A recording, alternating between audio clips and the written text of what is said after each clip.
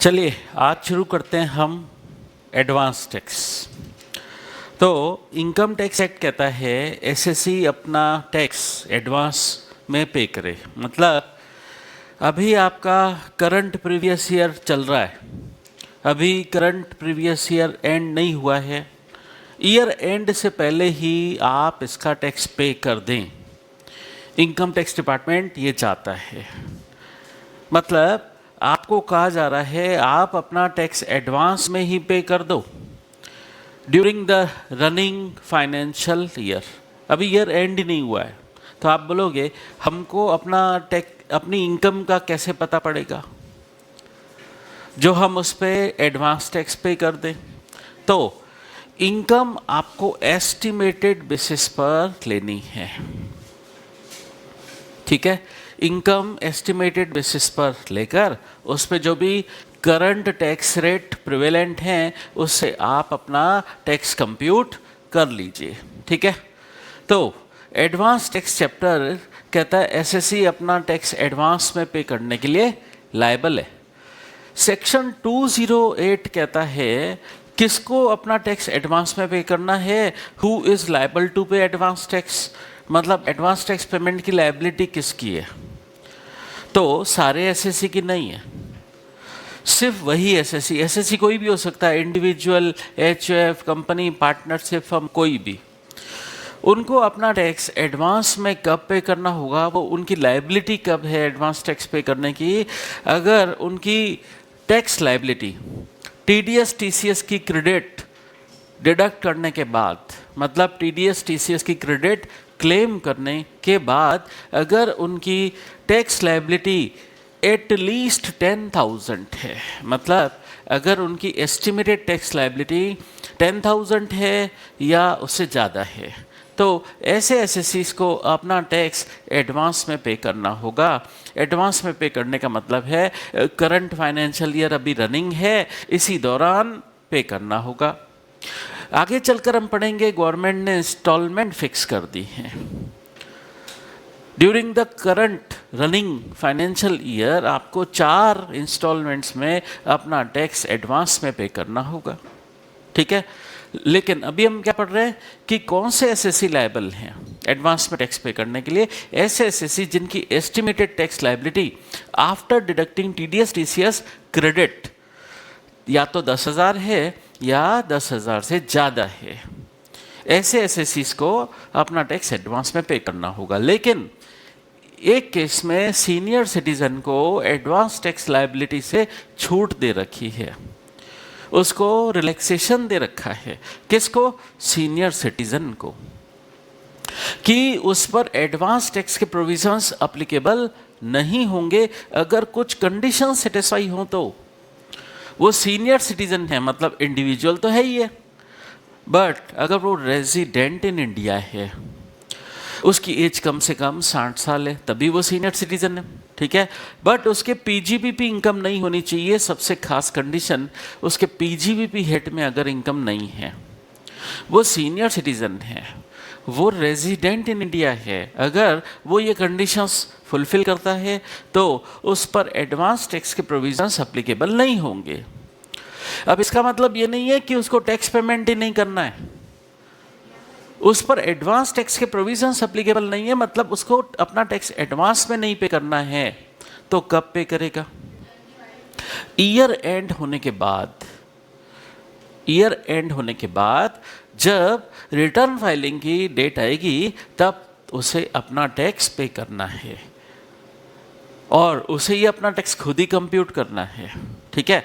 तो year and होने के बाद एसएससी जो भी टैक्स पे करता है उसको हम बोलते हैं सेल्फ असेसमेंट टैक्स, ठीक है। शॉर्ट में हम उसे एसएटी बोलते हैं, और एसएटी का इनकम टैक्स में सेक्शन है 140A। तो ऐसे सीनियर सिटीजन जो रेजिडेंट इन इंडिया है और उनके पीजीबीपी इनकम नहीं है, तो उन पर एडवांस टैक्स के प्रोविजंस एप्लीकेबल नहीं है। बट अगर उनका टैक्स बनता है तो उनको सेल्फ असेसमेंट टैक्स अपना आईटीआर फाइल करने से पहले पे करना होगा, ठीक है। तो ऐसे एसएससी को क्या होगा, कब पे करना होगा? सेल्फ असेसमेंट टैक्स पे करना होगा अंडर सेक्शन 140A। कब? At the time of filing of income tax return. तो गवर्नमेंट ने सिर्फ सीनियर सिटीजन को छूट दी है, बाकी सारे एसएससीज पर। अब यहाँ पर लिखा है द एसएससी। एसएससी में कौन कौन कवर होगा? सारे एसएससी, ऑल मतलब इंडिविजुअल हो, एचयूएफ हो, कंपनी हो, पार्टनरशिप फर्म हो, सबको अपना टैक्स एडवांस पे करना होगा अगर उनकी एस्टिमेटेड टैक्स लायबिलिटी एटलीस्ट 10,000 है। ठीक है, ये हमने पढ़ा सेक्शन 208। अब हम पढ़ते हैं एसएससी अपना एडवांस टैक्स कितना पे करना है, ये कंप्यूट कैसे करे। एसएससी को अपना एडवांस टैक्स खुद कंप्यूट करना होगा। ऐसे नहीं है कि वो अपने असेसिंग ऑफिसर के पास जाए कि साहब मुझे आप कैलकुलेट करके बता दो कि मुझे कितना जमा कराना है। ऐसा नहीं है, एसएससी को अपना एडवांस टैक्स खुद कंप्यूट करना है। ठीक है, तो एडवांस टैक्स कैसे कंप्यूट करे, उसके लिए है सेक्शन 209। इसका part A, computation made by SSC. SSC को ही अपना एडवांस टैक्स कंप्यूट करना है। तो कैसे कंप्यूट करेगा? एसएससी अपनी टोटल इनकम उस रेलेवेंट प्रीवियस ईयर की चेक करे। अभी रेलेवेंट प्रीवियस ईयर कंटिन्यू अभी चल रहा है, खत्म नहीं हुआ है। तो रेलेवेंट प्रीवियस ईयर अभी चल ही रहा है, अपनी टोटल इनकम वो एस्टिमेटेड बेसिस पर ले, क्योंकि एग्जैक्ट इनकम कितनी होगी वो तो ईयर एंड होने के बाद पता पड़ेगा। तो रनिंग ईयर के दौरान वो अपनी इनकम का एस्टिमेट लगाए। कौन सी income? Total income. Total income का मतलब after deducting deductions under chapter 6A। तो टोटल इनकम अपनी एस्टिमेटेड बेसिस पर ले, कहने का मतलब ये है। फिर उस पर वो बेसिक टैक्स कंप्यूट करे। इसने जो भी टोटल इनकम कंप्यूट की है स्टेप 1 में, उस पर वो अपना बेसिक टैक्स कंप्यूट करे। उस पर जो भी टैक्स रेट अप्लीकेबल हैं उससे वो अपना बेसिक टैक्स निकाल ले। और हमने पढ़ा था एग्रीकल्चरल इनकम चैप्टर, उसमें हमने पढ़ा था पार्शल इंटीग्रेशन की स्कीम। तो अगर एसएससी के एग्रीकल्चरल इनकम भी है तो उस पर पार्शल इंटीग्रेशन की स्कीम अप्लीकेबल होगी। तो वो एग्रीकल्चरल इनकम को भी कंसीडर करे फॉर टैक्स रेट पर्पजेस, मतलब पार्शल इंटीग्रेशन की स्कीम अप्लाई करे। ये अभी क्या है? उसका बेसिक टैक्स। ठीक है, अब बेसिक टैक्स आ गया, इसमें सरचार्ज ऐड करे वो, अगर सरचार्ज अप्लीकेबल है तो, और 4% हेल्थ एंड एजुकेशन सेस भी ऐड कर दे। तो इससे क्या आ जाएगा? उसका टोटल टैक्स आ जाएगा। बेसिक टैक्स में सरचार्ज जुड़ गया, हेल्थ एंड एजुकेशन सेस जुड़ गया, तो टोटल टैक्स आ गया। ठीक है, टोटल टैक्स आने के बाद वो लेस करे, क्या उसको कोई रिलीफ अलाउेबल है क्या? कौन सी? सेक्शन 86 की। सेक्शन 86 की डिबेट आपके कोर्स में नहीं है, 89 सबसेक्शन 1 की है, वो लेस कर दे। 90, 90A, 91, ये मैंने क्या बोला था पहले बता चुका हूँ, हालांकि आपके कोर्स में नहीं है, बट ये क्या है? Basically double taxation relief. Double taxation relief. तो कुल मिलाकर उसको जो रिलीफ अलाउेबल है लेस कर दे। मैंने आपको पहले भी बताया था टैक्स रिबेट बेसिक टैक्स में से लेस होती है और रिलीफ टोटल टैक्स में से लेस होती है। तो आपका टोटल टैक्स आ चुका है, अब उसमें से आप रिलीफ लेस कर दीजिए। उसके बाद आपको जो भी टीडीएस और टीसीएस की क्रेडिट अलाउेबल है, जो टीडीएस आपका एक्चुअली डिडक्ट हुआ है या टीसीएस एक्चुअली आपसे कलेक्ट किया गया है, उसकी क्रेडिट क्लेम कर लीजिए, मतलब लेस कर दीजिए। तो अब आपकी नेट फाइनल टैक्स लायबिलिटी आ जाएगी, वो आपको एडवांस में पे करनी है। ठीक है, तो इस तरीके से एसएससी अपना टैक्स कंप्यूट करे। ठीक है, तो इसके लिए अब वो क्या करे? अपनी इनकम, टोटल इनकम कंप्यूट करे एस्टिमेटेड बेसिस पर। अब आपके दिमाग में सवाल आएगा, कल को ये एस्टिमेट गलत साबित हुआ तो?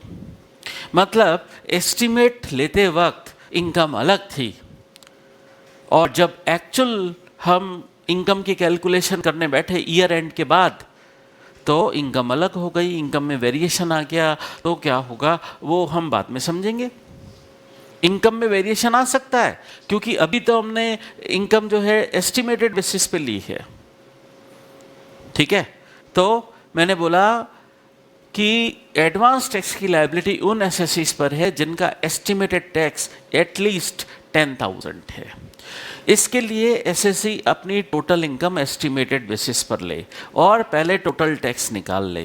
टोटल टैक्स में से अगर उसको कोई रिलीफ अलाउेबल है लेस कर दे, या उसका टीडीएस टीसीएस डिडक्ट हुआ है, कलेक्ट हुआ है, तो वो लेस कर दे, ताकि उसकी फाइनल नेट टैक्स लायबिलिटी आ जाए जो पेएबल है। तो ये उसे एडवांस पेमेंट करना होगा। तो इस तरीके से एसएससी अपना एडवांस टैक्स कंप्यूट करे। एडवांस टैक्स कंप्यूट करना एसएससी की रिस्पॉन्सिबिलिटी है। उसके लिए वो असेसिंग ऑफिसर को जाकर परेशान नहीं कर सकता, ठीक है। तो पार्ट ए में हमने पढ़ा कि एसएससी खुद कंप्यूट करे अपना एडवांस टैक्स। अब पार्ट बी, कुछ केसेस में असेसिंग ऑफिसर को भी पावर दिया गया है कि वो एसएससी का एडवांस टैक्स कंप्यूट कर सकता है, बट असेसिंग ऑफिसर एसएससी के कहने पर कंप्यूट नहीं करेगा। Assessing officer at his own motion वो अपने लेवल पर कंप्यूट करेगा। अगर उसे लगता है कि कंप्यूट करना चाहिए तो करेगा, लेकिन असेसिंग ऑफिसर को भी एडवांस टैक्स कंप्यूट, एसएससी का एडवांस टैक्स कंप्यूट करने का पावर तभी मिलेगा जब इस एसएससी का कभी रेगुलर असेसमेंट हो रखा हो। अब मैंने जो वर्ड यूज किया रेगुलर असेसमेंट, वो क्या होता है वो समझते हैं। देखिए, इंटरमीडिएट लेवल तक क्या होता है कि आपसे इनकम टैक्स का रिटर्न फाइल करवा लिया जाता है, हेड पढ़ा दिए, डिडक्शंस पढ़ा दिए, फिर इनकम टैक्स का रिटर्न फाइल हो गया। किसी ने यह सोचा कि रिटर्न फाइल होने के बाद क्या होता है? अब गेंद गई इनकम टैक्स डिपार्टमेंट के पाले में। आगे की बातें इनकम टैक्स डिपार्टमेंट के एंगल से होती है कि वो उस इनकम टैक्स रिटर्न की प्रोसेसिंग कैसे करेगा, ठीक है। तो इंस्टीट्यूट ने कोर्स को कैसे बांटा है? इंटर लेवल तक आपको सिर्फ वर्किंग नॉलेज रिक्वायर्ड होता है, तो आपसे सिर्फ रिटर्न फाइलिंग तक की बातें होती हैं। फिर जब आप सीए फाइनल में आते हो तो फिर उसके आगे की बातें होती हैं कि इनकम टैक्स डिपार्टमेंट एसएससी ने जो रिटर्न फाइल किया है उसका असेसमेंट करता है, मतलब चेकिंग करता है। चेकिंग में पता पड़े कि एसएससी की और भी इनकम है जो एसएससी ने छुपाई थी। एक्सटर्नल सोर्सेस से पता पड़ा कि एसएससी ने अपनी इनकम छुपाई थी। मान लो एसएससी ने रिटर्न में 10 लाख की इनकम बताई। अब असेसिंग ऑफिसर को एक्सटर्नल सोर्सेस से पता पड़ा कि एसएससी की 7 लाख की कोई इनकम और भी है जो उसने रिटर्न में डिस्क्लोज नहीं की है। तो असेसिंग ऑफिसर एसएससी को नोटिस सर्व करेगा कि आप इस पर्टिकुलर डेट और टाइमिंग पर इनकम टैक्स डिपार्टमेंट में हाजिर हों और इस बात का जवाब दें। वहां पर अगर एसएससी पकड़ा गया, एसएससी का झूठ पकड़ा गया, तो इनकम टैक्स ऑफिसर आगे एक्शन लेगा कि आपकी रिटर्न में बताई हुई इनकम 10 लाख है, उसको बोला जाता है रिटर्न इनकम। एसएससी ने जो रिटर्न में इनकम डिस्क्लोज की है उसे कहा जाता है रिटर्न इनकम, ठीक है।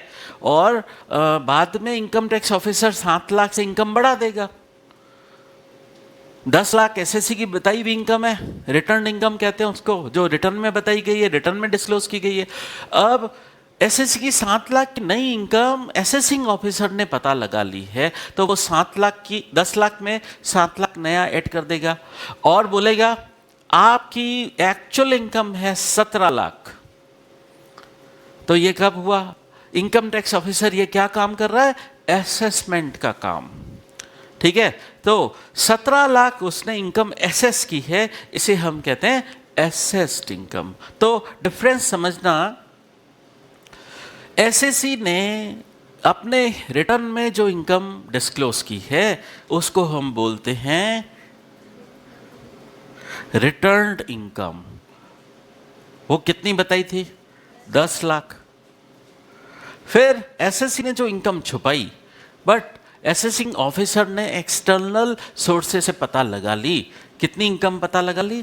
कि 7 लाख की आपकी इनकम और भी है। तो वो एसएससी की इनकम में कुछ एडिशंस कर देगा। इसे हम कहते हैं additions by AO, assessing officer. ठीक है, तो अब इनकम एसएससी की एक्चुअल कितनी मानी जा रही है? 17 लाख। और असेसिंग ऑफिसर ये जो काम कर रहा है उसे हम कहते हैं असेसमेंट। तो 17 लाख की जो इनकम आफ्टर असेसमेंट डिटरमाइन हुई है उसको हम बोलते हैं एसेस्ड इनकम। Assessed income. तो 2 वर्ड का मीनिंग आपको मुझे बताना था। रिटर्न इनकम क्या होती है, एसेस्ड इनकम क्या होती है। अब क्लियर है? ठीक है, तो असेसिंग ऑफिसर एसएससी का रेगुलर असेसमेंट करता है। ऐसे एसएससीज के लिए ही असेसिंग ऑफिसर को पावर मिलेगा कि वो ऐसे एसएससी का एडवांस टैक्स कंप्यूट कर सके जिसका पास्ट में असेसमेंट हो रखा है। अब असेसमेंट वर्ड आपको समझ आ गया। अब मैं नई बात करता हूं। एक असेसमेंट होता है रेगुलर असेसमेंट। जब है ना सीए फाइनल में क्या होता है, असेसमेंट के टाइप पढ़ते हैं। एक चैप्टर है सीए फाइनल में असेसमेंट प्रोसीजर। उसमें अलग अलग टाइप के असेसमेंट दे रखे हैं कि एक एसएससी खुद असेसमेंट करता है, वो कहलाता है सेल्फ असेसमेंट। उसके बाद एसएससी रिटर्न जो फाइल करता है, रिटर्न की सॉफ्टवेयर प्रोसेसिंग अपने आप कर देता है। सॉफ्टवेयर ने जो प्रोसेसिंग खुद कर दी वो कहलाता है समरी असेसमेंट। और एसएससी ने रिटर्न फाइल किया है, असेसिंग ऑफिसर एसएससी को नोटिस देता है और बुलाता है अपने पास कि ये इनकम और आपकी पता पड़ी है। तो नोटिस देकर जो बुलाया, असेसिंग ऑफिसर ने एसएससी को नोटिस देकर बुलाया, उसको बोला जाता है स्क्रूटनी असेसमेंट। जो एसएससी रिटर्न ही फाइल नहीं करे या रिटर्न फाइल करते हैं लेकिन उनको नोटिस हुआ और इनकम टैक्स के नोटिस पर वो अटेंड नहीं होते हैं इनकम टैक्स डिपार्टमेंट में, तो इनकम टैक्स डिपार्टमेंट उनका बेस्ट जजमेंट असेसमेंट कर सकता है। बेस्ट जजमेंट असेसमेंट का कब करता है असेसिंग ऑफिसर? जब एसएससी असेसमेंट में कोऑपरेट नहीं करता। ठीक है, किसी एसएससी ने रिटर्न ही फाइल नहीं किया तो ऐसे केस में असेसिंग ऑफिसर उसका डायरेक्ट बेस्ट जजमेंट असेसमेंट करता है। बेस्ट जजमेंट असेसमेंट में वो क्या करता है, असेसिंग ऑफिसर को अपने लेवल पर एसएससी की इनकम जो भी पता पड़ी है वो काउंट कर लेता है और उस पर उसकी टैक्स लायबिलिटी निकाल लेता है और टैक्स लायबिलिटी पे करवाने के लिए वो एसएससी को नोटिस इशू कर देता है कि हमें एक्सटर्नल सोर्सेज से पता पड़ा कि आपकी ये इनकम है, इसका टैक्स हमने कंप्यूट कर लिया, ये आप पे कर दो। ये कहलाता है बेस्ट जजमेंट असेसमेंट। ठीक है, तो जब सीए फाइनल में आओगे तो क्या पढ़ोगे? पहले सेल्फ असेसमेंट जो एसएससी खुद करता है, फिर रिटर्न एसएससी फाइल करता है तो सॉफ्टवेयर उसकी इनिशियल प्रोसेसिंग कर लेता है, उसको बोलते हैं समरी असेसमेंट। अगर इनकम टैक्स ऑफिसर को लगता है कि नहीं और भी इनकम है तो वो नोटिस इशू करके एक असेसमेंट करता है, उसको बोलते हैं स्क्रूटनी असेसमेंट। ठीक है, और एसएससी अगर कोऑपरेट नहीं करता है या उसका रिटर्न ही फाइल नहीं है, रिटर्न फाइल होने के बाद अगर उसको स्क्रूटनी का नोटिस गया फिर भी वो कोऑपरेट नहीं करता है तो इनकम टैक्स ऑफिसर को पावर मिल जाता है उसका बेस्ट जजमेंट असेसमेंट करने का। अब एक बात और है, एसएससी का असेसमेंट हो चुका है पहले, लेकिन फिर एसएससी की और नई इनकम का पता पड़ा तो एसएससी का ऑलरेडी असेसमेंट हो चुका है, एसएससी की कुछ इनकम पर टैक्स लगना रह गया है, ऐसा नई इनकम का और पता पड़ा तो उसके लिए असेसमेंट होने के बाद फिर सेम ईयर का असेसमेंट हो सकता है, उसको हम बोलते हैं रीअसेसमेंट। ठीक है, तो इसका मतलब असेसमेंट कई टाइप के होते हैं। कौन कौन से असेसमेंट होते हैं मैं आपको थोड़ा ब्रीफ आइडिया दे देता हूं। असेसमेंट इनकम टैक्स ऑफिसर करता है तो assessment bye AO, assessing officer. Income tax department का भी तो कुछ काम होगा ना, कि एसएससी ने रिटर्न फाइल कर दिया, बस उसने जितना बताया वो हम मान ले कि सही है, ऐसा नहीं होगा। ठीक है, तो असेसमेंट करता है इनकम टैक्स डिपार्टमेंट, बट पहला असेसमेंट तो एसएससी खुद करता है, तो उसको हम बोलते हैं सेल्फ असेसमेंट। सेल्फ असेसमेंट उसका सेक्शन है सेक्शन 140A। फिर दूसरा असेसमेंट जो सॉफ्टवेयर करता है, एसएससी का रिटर्न जब आता है इनकम टैक्स डिपार्टमेंट के पास, तो इनकम टैक्स डिपार्टमेंट का सॉफ्टवेयर है वो उस रिटर्न की प्रोसेसिंग करता है, वो कहलाता है आपका समरी असेसमेंट। ठीक है, उसका सेक्शन है 143 सबसेक्शन 1। फिर जो असेसिंग ऑफिसर नोटिस इशू करके असेसमेंट करता है, वो उसको हम बोलते हैं स्क्रूटनी। स्क्रूटनी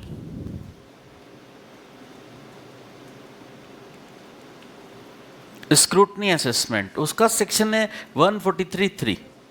ठीक है, फिर अगर एसएससी कोऑपरेट नहीं करता तो एक और होता है असेसमेंट, बेस्ट जजमेंट असेसमेंट।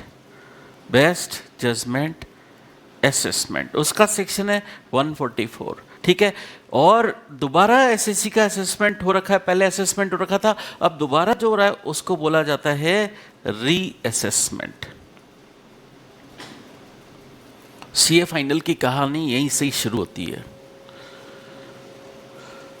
आजकल जैसे फिल्मों में होता है ना कि पहले पार्ट 1 आ जाता है, फिर पार्ट 2 आता है, ऐसे आप कुछ अलग नाम देते हो शायद, टीजर 1 टीजर 2 ऐसे कुछ बोलते हो शायद। खैर हमें नहीं पता, हम पुराने जमाने के लोग हैं।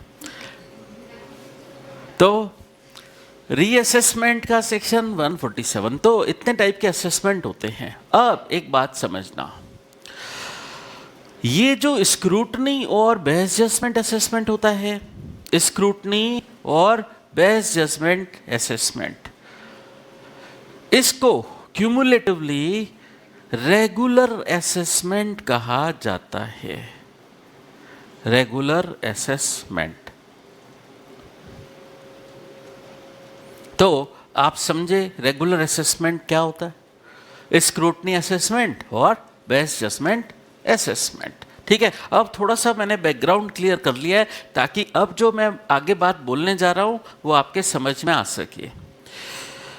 तो रेगुलर असेसमेंट का मीनिंग आपको समझ आ चुका है। इसमें क्या क्या कवर होता है, स्क्रूटनी असेसमेंट और best judgement assessment. Scrutiny assessment का सेक्शन है सेक्शन 143 सबसेक्शन 3।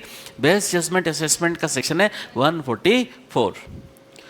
ठीक है, अब एक बात और समझना, स्क्रूटनी असेसमेंट तभी पॉसिबल है जब एसएससी का आईटीआर फाइल्ड है,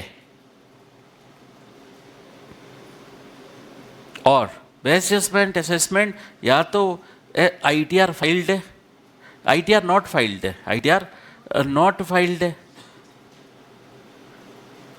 या एसएससी कोऑपरेट नहीं करता है, उस केस में भी डायरेक्ट बेस्ट जजमेंट असेसमेंट हो सकता है। ठीक है, तो चलिए रेगुलर असेसमेंट का मीनिंग आपको समझाना था, समझा दिया। अब मुद्दे की बात करते हैं। ये बैकग्राउंड मैंने क्यों क्रिएट किया है, ये पॉइंट समझाने के लिए। क्या समझाने के लिए, पार्ट बी, असेसिंग ऑफिसर को एडवांस टैक्स कंप्यूट करने का मौका मिल जाएगा। वैसे तो प्राइमरली एडवांस टैक्स कंप्यूट करना एसएससी की ड्यूटी है, एसएससी कंप्यूट करे और पे कर दे, लेकिन कुछ केसेस में असेसिंग ऑफिसर भी चाहे तो एसएससी का एडवांस टैक्स कंप्यूट कर सकता है। कैसे कंप्यूट करेगा, स्टेप 1। अब बताइए, असेसिंग ऑफिसर के पास एसएससी की टोटल इनकम की डिटेल अवेलेबल है क्या? उसको पता है क्या कि एसएससी की इनकम क्या है? नहीं, एक्चुअल इनकम का पता असेसिंग ऑफिसर को हो ही नहीं सकता। तो अब असेसिंग ऑफिसर बेस किसको माने, पास्ट ईयर्स को, पास्ट ईयर्स को बेस मानेगा। लेकिन वो पास्ट ईयर की इनकम को बेस तभी मान सकता है जब उस एसएससी का कभी रेगुलर असेसमेंट हो रखा हो। इसका मतलब एडवांस टैक्स कंप्यूट करने का पावर असेसिंग ऑफिसर को तभी मिल पाएगा जब उस एसएससी का कभी ना कभी पास्ट में रेगुलर असेसमेंट हो रखा हो। तो उस रेगुलर असेसमेंट में जो मतलब अब ऐसा भी हो सकता है कि पास्ट में एसएससी का कभी स्क्रूटनी असेसमेंट हुआ था, पास्ट में कभी बेस्ट जजमेंट असेसमेंट हुआ था, अलग अलग ईयर का, किसी ईयर का स्क्रूटनी असेसमेंट हुआ था, किसी ईयर का बेस्ट जजमेंट असेसमेंट हुआ था, फिर किसी ईयर का स्क्रूटनी असेसमेंट हो गया। तो कौन सा ईयर उठाना है? जिस ईयर का उसका लेटेस्ट रेगुलर असेसमेंट हुआ है, लेटेस्ट ईयर। ठीक है, उस लेटेस्ट ईयर में जब भी एसएससी का रेगुलर असेसमेंट हुआ था लेटेस्ट, उसमें उसकी टोटल इनकम क्या एसेस की गई थी, वही इनकम। बट वो तो पास्ट ईयर की इनकम है, वो तो पास्ट ईयर की इनकम है ना। बट असेसिंग ऑफिसर क्या मानेगा? वो जो उस ईयर में इनकम हुई थी, अभी करंट ईयर में भी वही इनकम है, ये मानते हुए असेसिंग ऑफिसर टोटल इनकम उठा लेगा। ठीक है, फिर उसके बाद ये तो किस ईयर की उठाई है इनकम? जिस ईयर में एसएससी का कभी लेटेस्ट रेगुलर असेसमेंट हुआ है। ठीक है, उस ईयर की इनकम उठा ली। हो सकता है उस ईयर के बाद एसएससी ने और भी ईयर्स के रिटर्न फाइल किए हों, तो सब्सिक्वेंट ईयर्स की फिर टोटल इनकम वो उठा लेगा। सब्सिक्वेंट ईयर्स में एसएससी ने और भी रिटर्न फाइल किए 2-4 साल के, उसमें उसने टोटल इनकम क्या डिस्क्लोज की थी वो उठा लेगा। तो स्टेप 1 में जो इनकम आई, स्टेप 2 में जो इनकम आई है, उन दोनों का हायर ले लेगा, मतलब वो हायर एस्टिमेट उठा रहा है। और उसका देखा जाए तो करंट ईयर से कोई लेना देना नहीं है। जिस ईयर का एडवांस टैक्स वो भरवाना चाहता है एसएससी से, उस ईयर की इनकम से तो कोई लेना देना ही नहीं है, वो तो पास्ट ईयर की इनकम उठा रहा है। क्यों? क्योंकि उसके पास बेस्ट एस्टिमेट अवेलेबल यही है। समझे? अब इस बात पर एसएससी को ऑब्जेक्शन हो सकता है कि आप तो मेरे पास्ट ईयर की इनकम पकड़ रहे हो, करंट ईयर में इनकम ये है कि नहीं आपको क्या पता। ठीक है, बट वो एक अलग इशू है। असेसिंग ऑफिसर तो ऐसा ही करेगा। अब उसने टोटल इनकम हायर वाली उठा ली, हायर एस्टिमेट वाली इनकम उठा ली। अब वो क्या करेगा? करंट फाइनेंशियल ईयर में जो भी टैक्स रेट्स हैं उससे वो बेसिक टैक्स कंप्यूट कर लेगा। इनकम तो उठाई पास्ट ईयर की, और टैक्स रेट वो उठा रहा है करंट फाइनेंशियल ईयर में जो भी प्रिवेलेंट टैक्स रेट है उससे वो टैक्स कंप्यूट कर रहा है। और अगर उसके एग्रीकल्चरल इनकम है तो पार्शियल इंटीग्रेशन की स्कीम अप्लाई की जाएगी और टोटल टैक्स आ जाएगा। टोटल टैक्स आएगा या अभी बेसिक टैक्स ही आएगा? अभी से बेसिक टैक्स आएगा। बेसिक टैक्स में सरचार्ज भी ऐड होगा अगर एप्लीकेबल है तो। हम पढ़ चुके हैं सरचार्ज कब एप्लीकेबल होता है। अगर एप्लीकेबल है तो सरचार्ज भी जुड़ जाएगा, फिर हेल्थ एंड एजुकेशन सेस भी जुड़ जाएगा। इस तरीके से वो एसएससी का टोटल टैक्स का एस्टीमेट लगा लेगा असेसिंग ऑफिसर। ये सब करने के बाद वो एसएससी को इंटीमेशन भेजेगा कि आपका इतना एडवांस टैक्स पेबल है, पे कर दो। ठीक है, तो advance tax as computed above by the assessing officer shall be intimated by him to the assessee। और इंटीमेशन assessing officer जो भेज रहा है एडवांस टैक्स की इंटीमेशन वो भेजेगा फॉर्म नंबर 28 में, फॉर्म नंबर 28 में भेजेगा। तो एडवांस टैक्स की इंटीमेशन जो असेसिंग ऑफिसर एसएससी को भेजता है फॉर्म नंबर 28 में भेजता है। अब आगे चलकर हम एक और बात पढ़ेंगे, ये जो फॉर्म नंबर 28 है एडवांस टैक्स की इंटीमेशन, क्या ये भेजने का कोई टाइम लिमिट है? अभी रनिंग ईयर चल रहा है, असेसिंग ऑफिसर चाहता है कि एसएससी से उसका एडवांस टैक्स मैं अभी भरवा दूं, तो इंटीमेशन भेजने की टाइम लिमिट होती होगी कुछ। वो टाइम लिमिट क्या है? करंट फाइनेंशियल ईयर का फरवरी एंड, करंट फाइनेंशियल ईयर का वो एडवांस टैक्स भरवाना चाहता है, फरवरी तक ही वो एडवांस टैक्स की इंटीमेशन फॉर्म नंबर 28 भेज पाएगा, उसके बाद नहीं। मतलब मार्च में नहीं, मार्च में एडवांस टैक्स की इंटीमेशन भेजकर एसएससी को परेशान नहीं किया जाएगा। भेजनी है तो फरवरी एंड तक ही भेजिए। फरवरी किसका? करंट फाइनेंशियल ईयर का फरवरी। और ये जो एडवांस टैक्स की इंटीमेशन फॉर्म नंबर 28 में भेजी गई है एसएससी को, इसे डिमांड नोटिस माना जाएगा अंडर सेक्शन 156। ठीक है, सीए फाइनल में आता है कि असेसिंग ऑफिसर एसएससी को डिमांड नोटिस इश्यू करेगा अंडर सेक्शन 156। तो ये जो इंटीमेशन भेजी गई है फॉर्म नंबर 28 में, इससे डिमांड नोटिस माना जाएगा अंडर सेक्शन 156। मतलब असेसिंग ऑफिसर क्या चाह रहा है कि उसने जो कंप्यूट किया है एडवांस टैक्स, एसएससी पे कर दे। अब सवाल पैदा होता है, क्या एसएससी एडवांस टैक्स जो असेसिंग ऑफिसर ने कंप्यूट किया है, असेसिंग ऑफिसर ने अपनी तरफ से फॉर्म नंबर 28 भेज दिया है, क्या असेसिंग ऑफिसर का बताया हुआ एडवांस टैक्स एसएससी भरे, या अभी भी उसके पास राइट है वो खुद कैलकुलेशन करे और उसकी ओन कैलकुलेशन क्या कहती है वही एडवांस टैक्स वो भरे।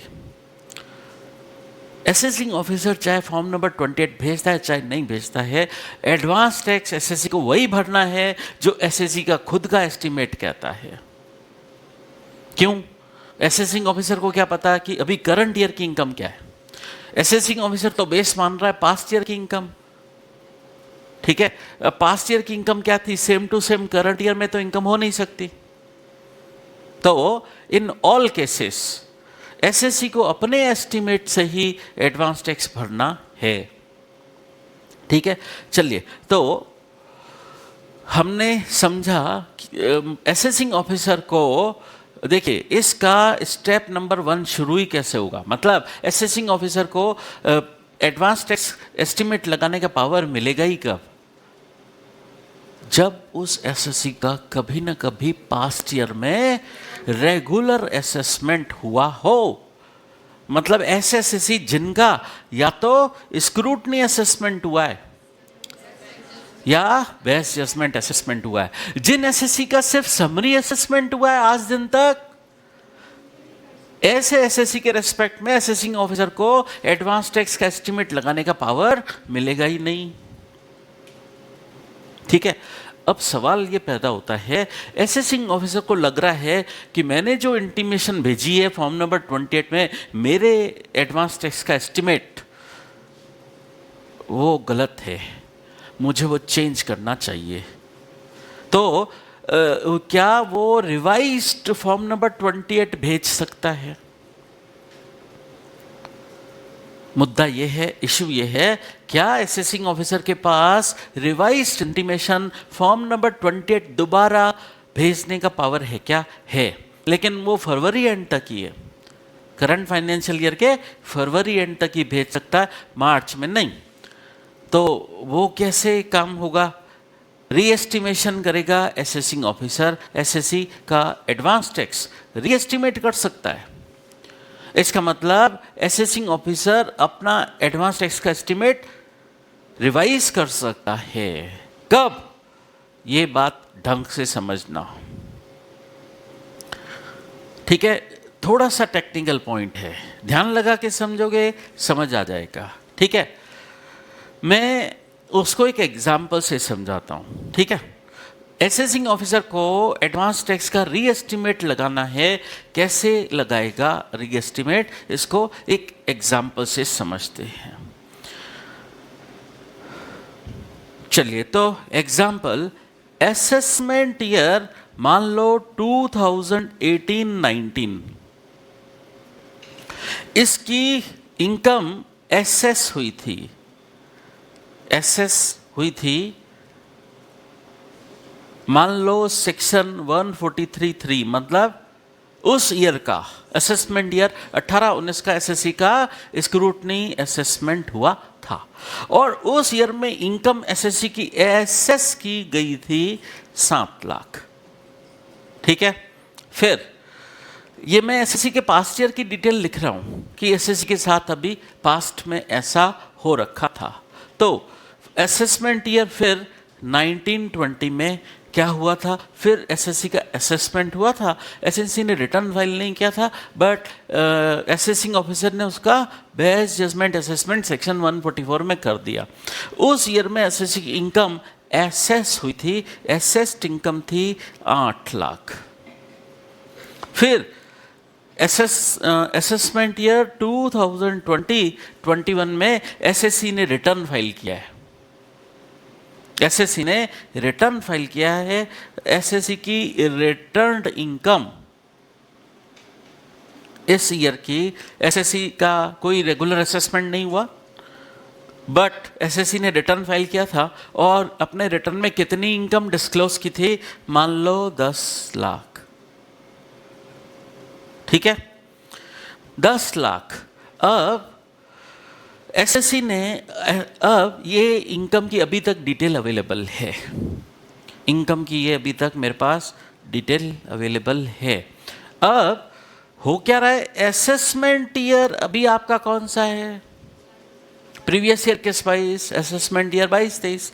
तो अगर असेसिंग ऑफिसर 22-23 के रेस्पेक्ट में एसएससी को एडवांस टैक्स की इंटीमेशन फॉर्म नंबर 28 भेजना चाहता है तो कैसे भेजेगा?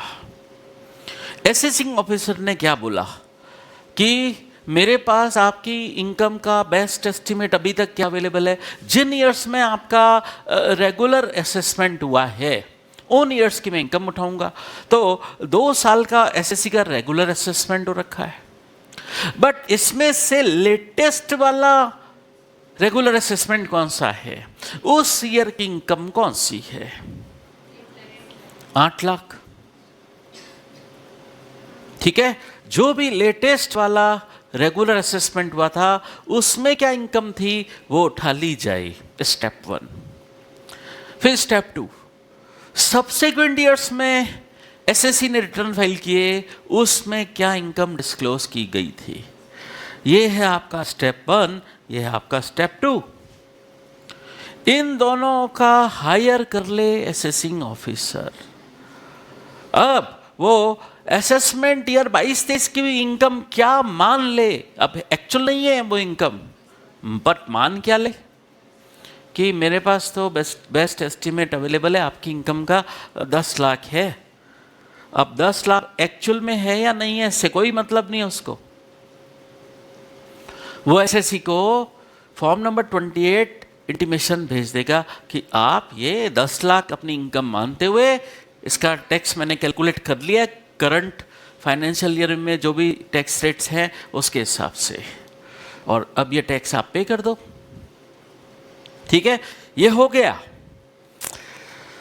असेसिंग ऑफिसर ने एक बार फॉर्म नंबर 28 भेज दिया, एडवांस टैक्स की इंटीमेशन भेज दी। अब वो रिवाइज्ड इंटीमेशन कैसे भेजेगा? 1 साल बीच में अभी रहा हुआ है। 1 साल अभी जो बीच में रहा हुआ है उसको लेकर बात करता हूं। असेसमेंट ईयर 21-22 का एसएससी का रिटर्न अभी तक फाइल नहीं था। 21-22 का अभी तक एसएससी का रिटर्न फाइल नहीं था। 2 बातें लूंगा मैं इसमें। पॉइंट नंबर 1, अब एसएससी असेसमेंट ईयर 21-22 का रिटर्न उसका फाइल नहीं था, उसके पास असेसमेंट ईयर 22-23 के लिए इंटीमेशन आ गई। अब एसएससी देख रहा है मेरे पास असेसमेंट ईयर 22-23 के लिए इंटीमेशन आ गई है, बट मैंने असेसमेंट ईयर 21-22 का रिटर्न मेरा फाइल नहीं है, मैं फाइल करता हूं। अब तो 21-22 की उसने रिटर्न इनकम बताई, रिटर्न फाइल किया, उसमें जो इनकम बताई उसको रिटर्न इनकम बोलेंगे। तो मान लो उसमें उसने रिटर्न इनकम बताई है 12 लाख। अब असेसिंग ऑफिसर क्या करेगा? असेसिंग ऑफिसर बोलेगा मेरा स्टेप 2 रिवाइज होगा। मैंने रेगुलर असेसमेंट जो लेटेस्ट वाला है उसकी इनकम उठा ली 8 लाख। सब्सिक्वेंट ईयर्स में आपने और रिटर्न फाइल किया, उसकी भी इनकम अब मैं उठाऊंगा 12 लाख। इसका मतलब एसएससी एक बार इंटीमेशन आने के बाद, असेसिंग ऑफिसर से एक बार इंटीमेशन आने के बाद और किसी ईयर का रिटर्न फाइल करता है, और वो हायर फिगर पर करता है। 12 लाख हायर फिगर है। रिवाइज एक बार इंटीमेशन जो आई थी वो 10 लाख की इनकम मानते हुए आई थी। तो अब अगर किसी और नए ईयर की का रिटर्न फाइल किया गया और वो हायर फिगर पर फाइल किया गया, तो अब असेसिंग ऑफिसर बोलेगा मेरा एस्टिमेट भी चेंज होगा। अब मैं रिवाइज्ड इंटीमेशन भेजूंगा, ये 10 लाख गलत है, 12 लाख। एक बात तो ये। दूसरी बात, मान लो कि 20-21 का अभी असेसमेंट नहीं हुआ था, एसएससी ने रिटर्न फाइल किया था, एसएससी ने रिटर्न फाइल किया था, एक बार इंटीमेशन भेजते वक्त रिटर्न नहीं फाइल था। इंटीमेशन भेजने के बाद इस 20-21 का असेसिंग ऑफिसर फिर स्क्रूटनी असेसमेंट कर देता है और एसएससी की इनकम मानता है 2 लाख का एडिशन करके 10 लाख में 2 लाख का एडिशन करके 12 लाख बना देता है। तो किसी और लेटेस्ट ईयर का असेसमेंट हुआ, रेगुलर असेसमेंट। तो अब इस केस में क्या हुआ, किसी और ईयर का असेसमेंट हायर फिगर पर हुआ, तो अब असेसिंग ऑफिसर बोलेगा कि रिवाइज्ड इंटीमेशन मैं देना चाहता हूं 12 लाख की। तो 2 केस में असेसिंग ऑफिसर को इंटीमेशन को रिवाइज करने का मौका मिल जाता है। या तो एसएससी किसी सब्सिक्वेंट ईयर का नया आईटीआर फाइल करे, उसमें हायर इनकम बताए, पहला केस। दूसरा केस, या किसी और लेटेस्ट ईयर का रेगुलर असेसमेंट हायर फिगर पर असेसिंग ऑफिसर ने कंप्लीट किया है, तो वो फिर बोलेगा हायर फिगर पकड़ूंगा मैं, अभी करंट ईयर में आपकी इनकम में ये हायर फिगर वाली मानूंगा। बात समझे? तो ये एग्जाम्पल था, समझ आ गई मेरी बात? चलिए, ये बात लिखी हुई यहां पर है। असेसिंग ऑफिसर को अपना एस्टिमेट रिवाइज करने का मौका कब मिलेगा? If return of income of next financial year is submitted by SSC at higher figure, or regular assessment of any other latest year, regular assessment of any other latest year is completed by income tax department at higher figure। तो वो SSC को अब भेजेगा revised intimation. Revised intimation भी form number 28 में ही भेजी जाएगी। समझ आ गई बात? तो वैसे देखा जाए तो ये पावर देने की ज़रूरत नहीं थी असेसिंग ऑफिसर को कि वो एसएससी का एडवांस टैक्स कंप्यूट करे। एडवांस टैक्स कंप्यूट करना एसएससी की प्राइम ड्यूटी है, एसएससी को ही अपना एडवांस टैक्स कंप्यूट करना है और पे कर देना है। असेसिंग ऑफिसर को ये पावर क्यों दिया गया? एज ए प्रिकॉशनरी मेजर, ठीक है? तो इसलिए एसएससी को फॉर्म नंबर 28 आने का वेट नहीं करना चाहिए कि असेसिंग ऑफिसर की तरफ से इंटीमेशन आएगी, वो बोलेगा एडवांस टैक्स पे करने को तो मैं पे करूंगा, नहीं तो पे नहीं करूंगा मैं, ऐसा नहीं है। तो एसएससी को फॉर्म नंबर 28 यानी एडवांस टैक्स की इंटीमेशन आने का वेट नहीं करना चाहिए। अगर वो एडवांस टैक्स पे करने के लिए लायबल है तो कंप्यूट करे खुद और पे कर दे रखा है। इंटीमेशन एडवांस टैक्स की हो, चाहे ओरिजिनल हो चाहे रिवाइज्ड हो, फरवरी 28 तक या relevant assessment relevant previous year के फरवरी एंड तक ही भेजी जा सकती है, इसके बाद नहीं। ठीक है? तो एडवांस टैक्स पे करने की रिक्वायरमेंट क्या सारे एसएससी पर है?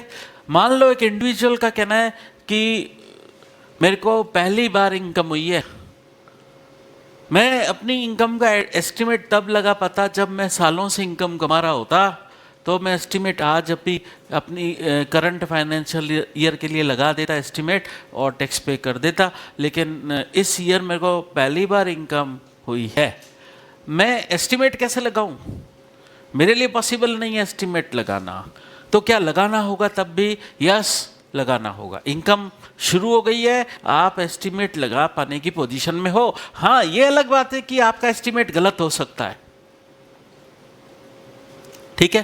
तो requirement of advance tax all SSC पर है, चाहे वो ओल्ड एसएससी हैं चाहे न्यू एसएससी हैं।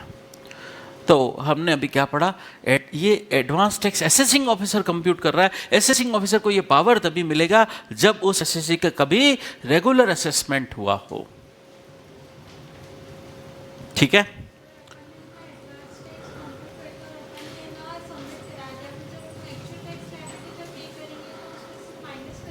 हाँ, इनका कहना है, मैंने जब पहले एस्टिमेट लगाया अपनी इनकम का, उस पर एडवांस टैक्स कंप्यूट करके पे करना शुरू कर दिया।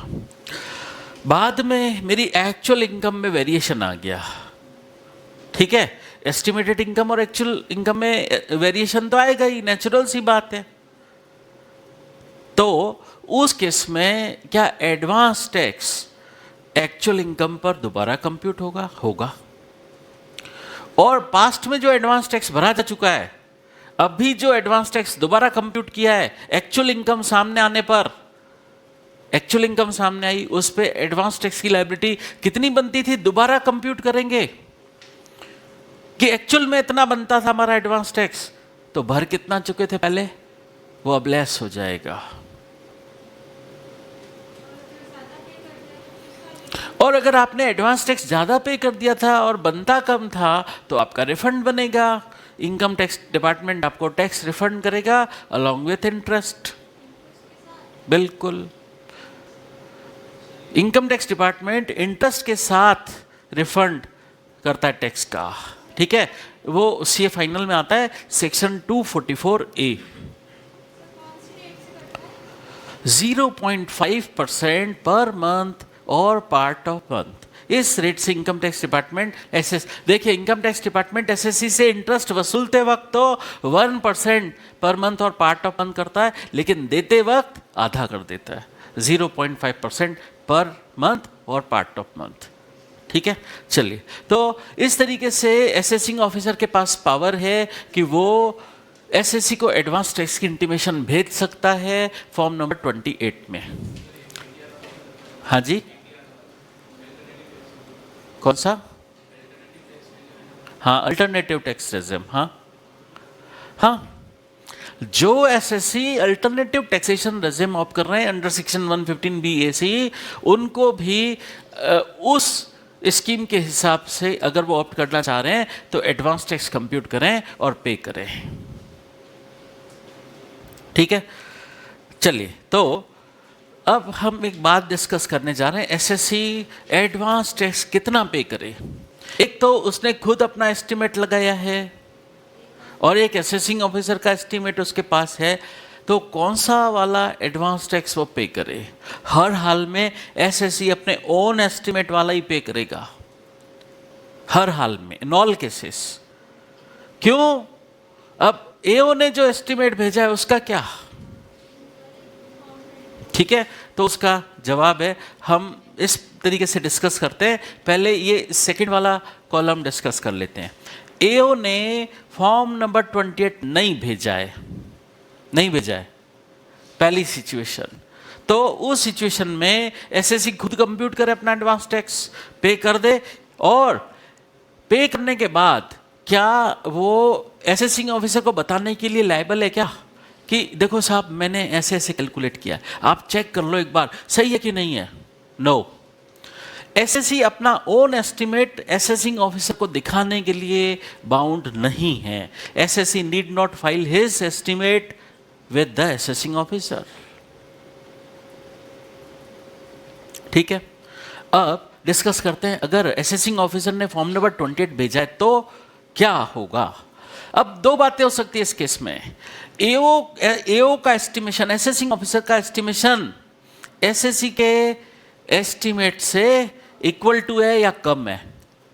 एओ का एस्टिमेट इक्वल टू है या कम है एसएससी के एस्टिमेट से?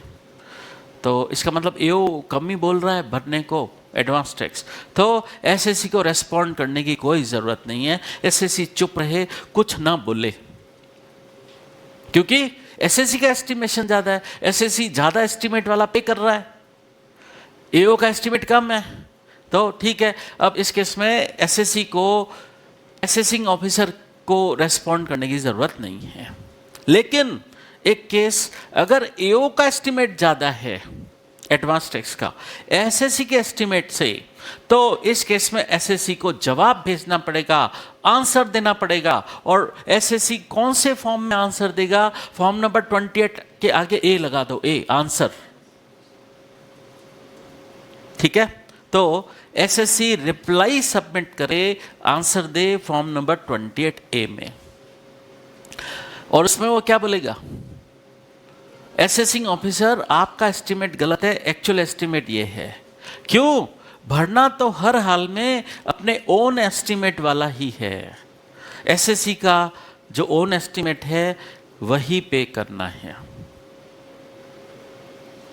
ठीक है, अब most important section, section 211, advance tax कैसे पे करना होगा। Advance tax current financial year अभी चल रहा है, रनिंग फाइनेंशियल ईयर का टैक्स एस्टिमेटेड बेसिस पर पे करना है। तो कैसे पे करना है? Instalment wise. कितनी इंस्टॉलमेंट? 4। कितनी इंस्टॉलमेंट? 4। ठीक है, तो ड्यू डेट क्या होगी वो अभी हम समझते हैं। पहले समझते हैं 4 क्वार्टर कितने होंगे। एक वो क्वार्टर जो एंड हो रहा है 30 जून को, पहला क्वार्टर। ठीक है, ये आपका फर्स्ट क्वार्टर हो गया। सेकंड क्वार्टर हो गया 30 सितंबर को जो एंड होगा। फिर थर्ड क्वार्टर जो 31 दिसंबर को एंड होगा, और फोर्थ क्वार्टर जो 31 मार्च को एंड होगा। ये अभी करंट फाइनेंशियल ईयर की बात चल रही है, मतलब साल अभी चल ही रहा है, इनकम भी अभी पूरी नहीं हुई है, तो भी गवर्नमेंट चाहती है इस इनकम पर आप एस्टिमेटेड बेस पर ही टैक्स भरना शुरू कर दो, तभी तो इसको एडवांस टैक्स बोलते हैं। कहने का मतलब अभी मेरा relevant previous year he and नहीं हुआ है, और इस रेलेवेंट प्रीवियस ईयर का टैक्स गवर्नमेंट मुझसे अभी इस रेलेवेंट प्रीवियस ईयर की कंटिन्यूटी के दौरान ही गवर्नमेंट मुझसे डिमांड कर रही है। Year and relevant previous year and होने के बाद जो टैक्स भरा जाता है उसे सेल्फ असेसमेंट टैक्स कहा जाता है, और रेलेवेंट प्रीवियस ईयर रनिंग है अभी, उस दौरान जो टैक्स भरा जाता है वो एडवांस टैक्स कहलाता है। ठीक है, तो पहला क्वार्टर भले ही 30 जून को एंड हो रहा है, 30 जून को एंड हो रहा है, गवर्नमेंट 15 दिन पहले एसएससी से एक्सपेक्ट कर रही है कि 15 जून की किस्त है वो 15 जून को पे कर दे, मतलब पहली किस्त पे करने की ड्यू डेट है 15 जून। अरे इनकम तो आप 30 जून तक क्यों एस्टिमेट करो। अब एक और पॉइंट क्लियर कर लेता हूं मैं, इनकम क्या 30 जून तक की एस्टिमेट करनी है या पूरे साल की एस्टिमेट करनी है? इनकम पूरे साल की एस्टिमेट करनी है, सिर्फ 30 जून तक की एस्टिमेट नहीं करनी है।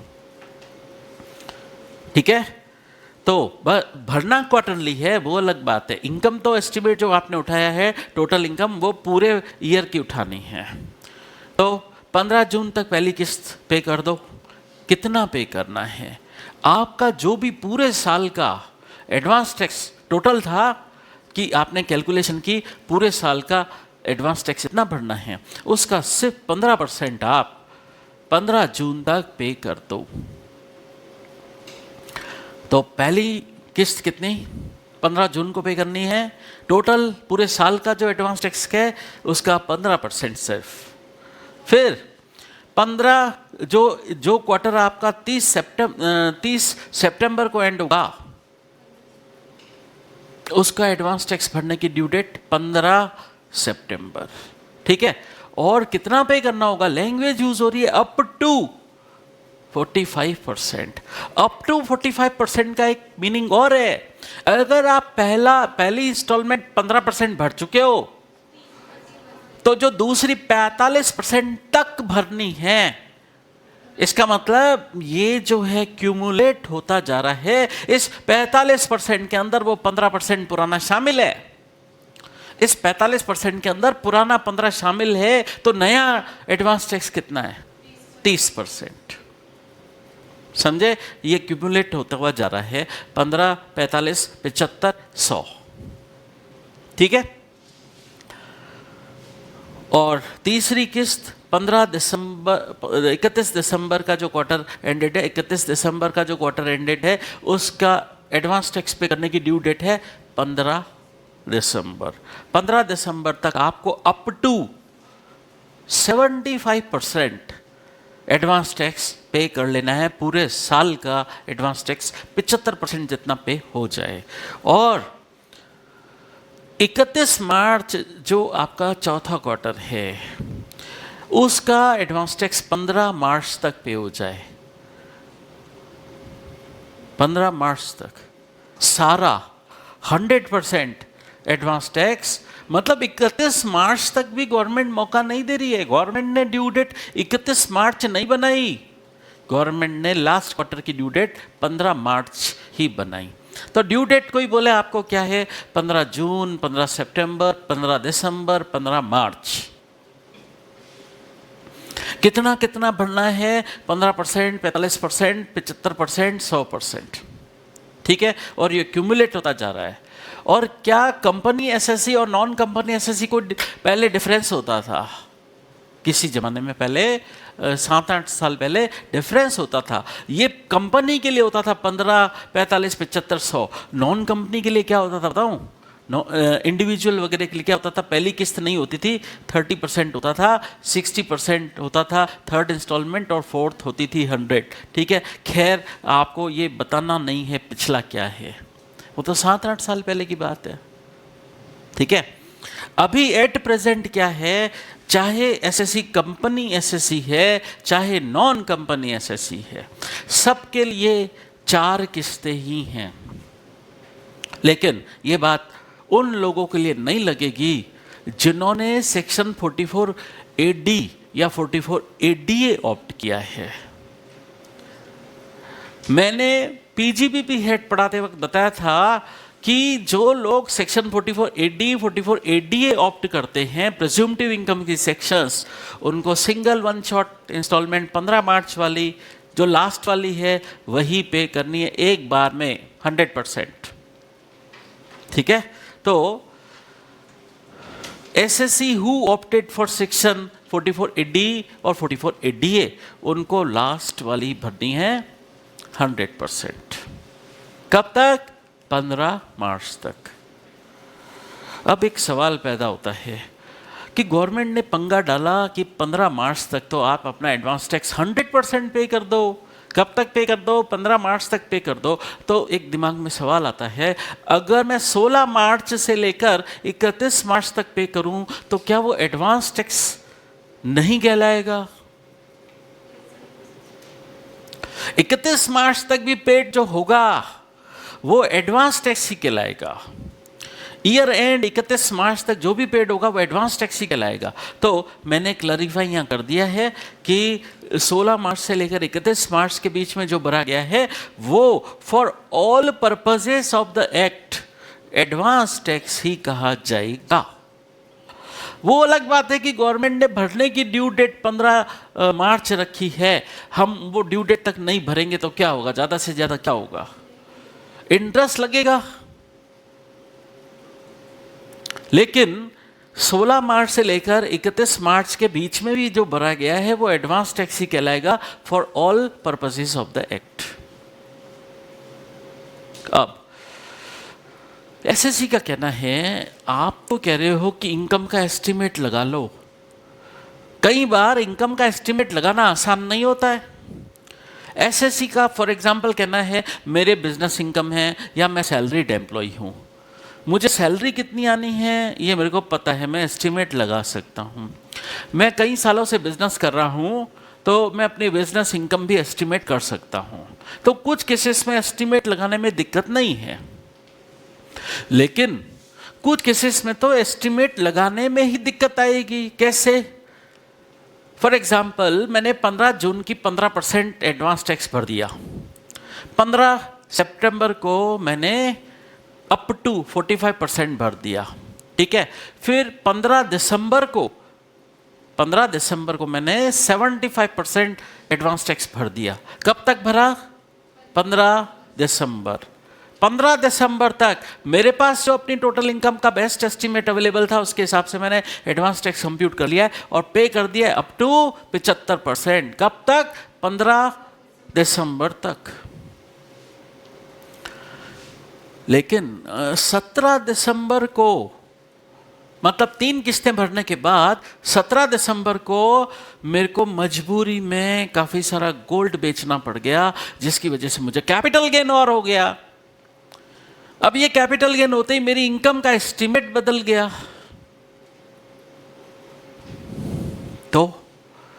तो क्या मैं इस कैपिटल गेन पर जो टोटल एडवांस टैक्स बनता है वो पुरानी किस्त मेरी 15%, 45% वो भी चेंज होंगी क्या मेरी?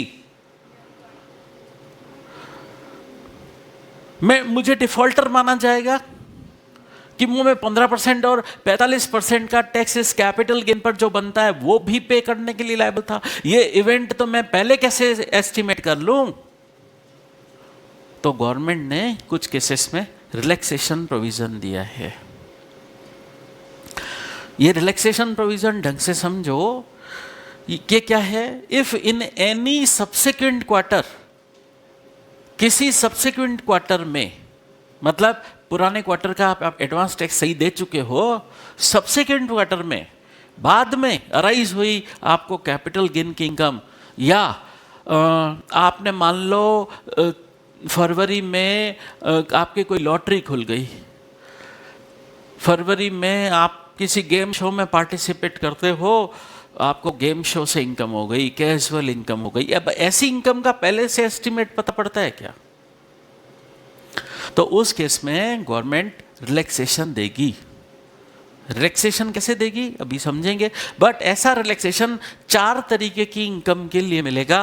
पहला है कैपिटल गेन, दूसरा है कैजुअल इनकम, और पीजीपीपी इनकम अगर पहली बार हुई है तो, पहले से हो रही है तो नहीं, फर्स्ट टाइम इस अभी करंट फाइनेंशियल ईयर में एसएससी को फर्स्ट टाइम पीजीपीपी इनकम हुई है, तो इस इनकम पर भी रिलैक्सेशन प्रोविजन लगेगा। ठीक है। और कल मैंने आपको लैंग्वेज चेंज कराई थी इसकी, कि आपको जो मैंने बुक दे रखी है उसकी लैंग्वेज यहाँ ये बदल दिए, अब आपको ये लैंग्वेज पढ़नी है। ठीक है।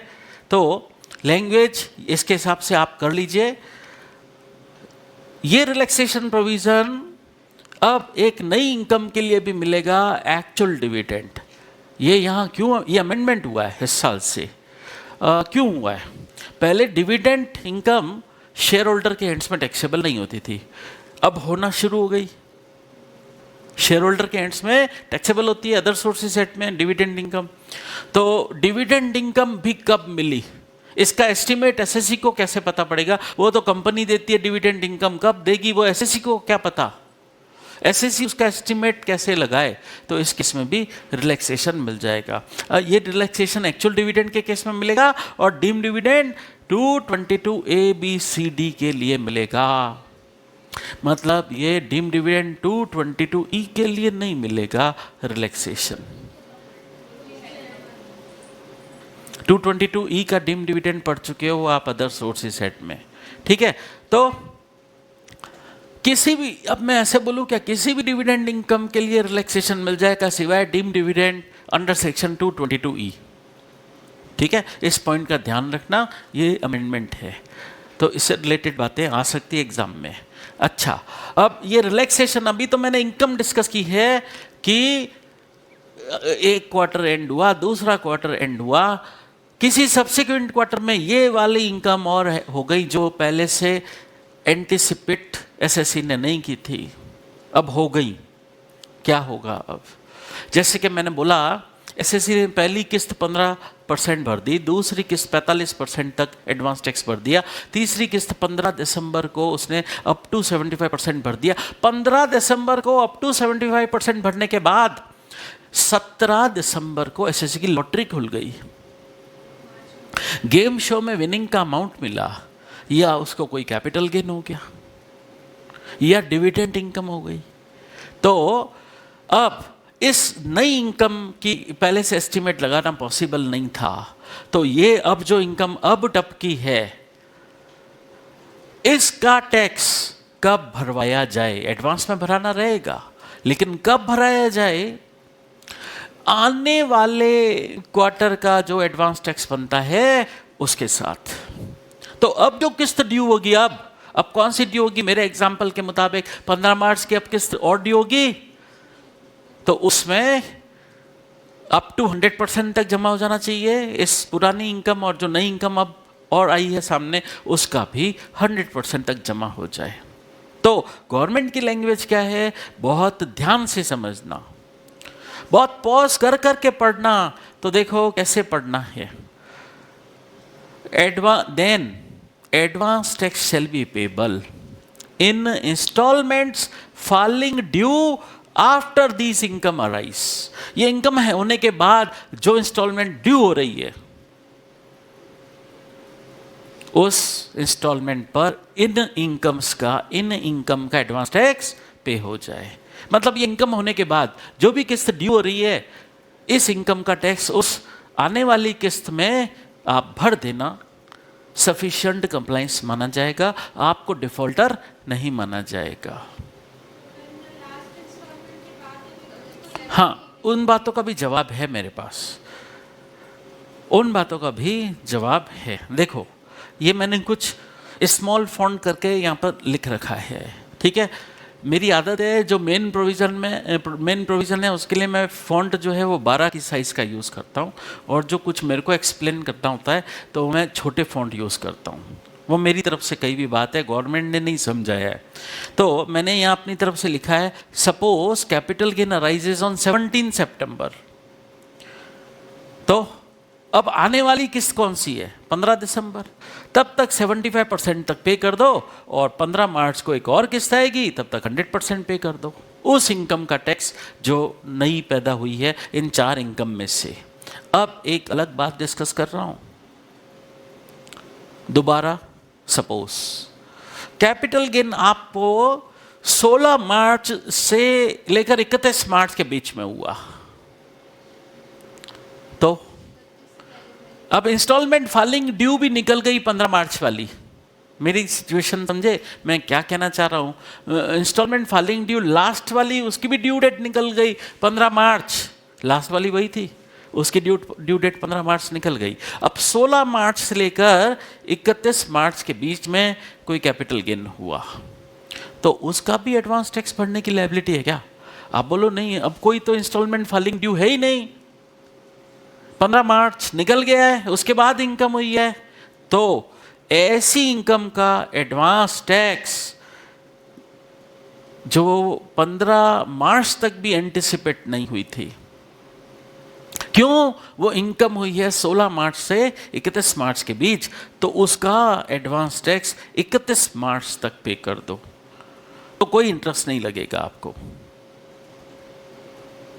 तो क्या इंटरेस्ट लगता है क्या?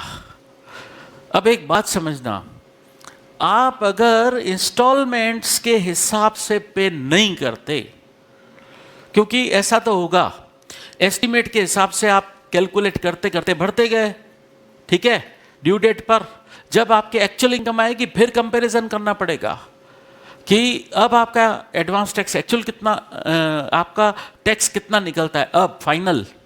फिर गवर्नमेंट बोलेगी अब जो फाइनल निकलता है ना, एक्चुअल इनकम सामने आ गई है, अब इसका जो फाइनल टैक्स निकलता है वो भी 15%, 45%, 75% ऐसे ऐसे कंपेयर करो कि आप एडवांस टैक्स आपने पे कितना किया था और पेएबल कितना था, ठीक है।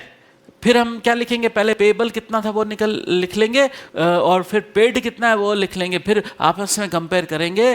कहीं एडवांस टैक्स को पेमेंट करने में शॉर्टफॉल रही है तो उस शॉर्टफॉल पर इंटरेस्ट लगेगा, ठीक है। और वो इंटरेस्ट, मतलब कहने का मतलब ये है कि अगर आप एडवांस टैक्स पे करने इंस्टॉलमेंट वाइज पे करने के डिफॉल्टर रहते हो तो आप पे इंटरेस्ट लगेगा सेक्शन 234C में।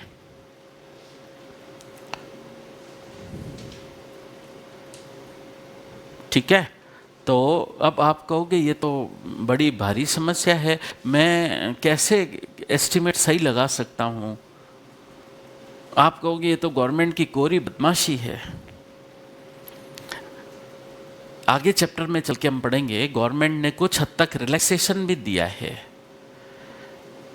क्या दिया है वहां पर हम पढ़ेंगे। एक छोटी सी बात कि गवर्नमेंट ने पहली किस्त में जो 15% का बोला है ना, गवर्नमेंट कहती है 15% नहीं भर पाए कोई बात नहीं, 12% जितना भी भरा हुआ होगा ना तो हम आपसे इंटरेस्ट चार्ज नहीं करेंगे।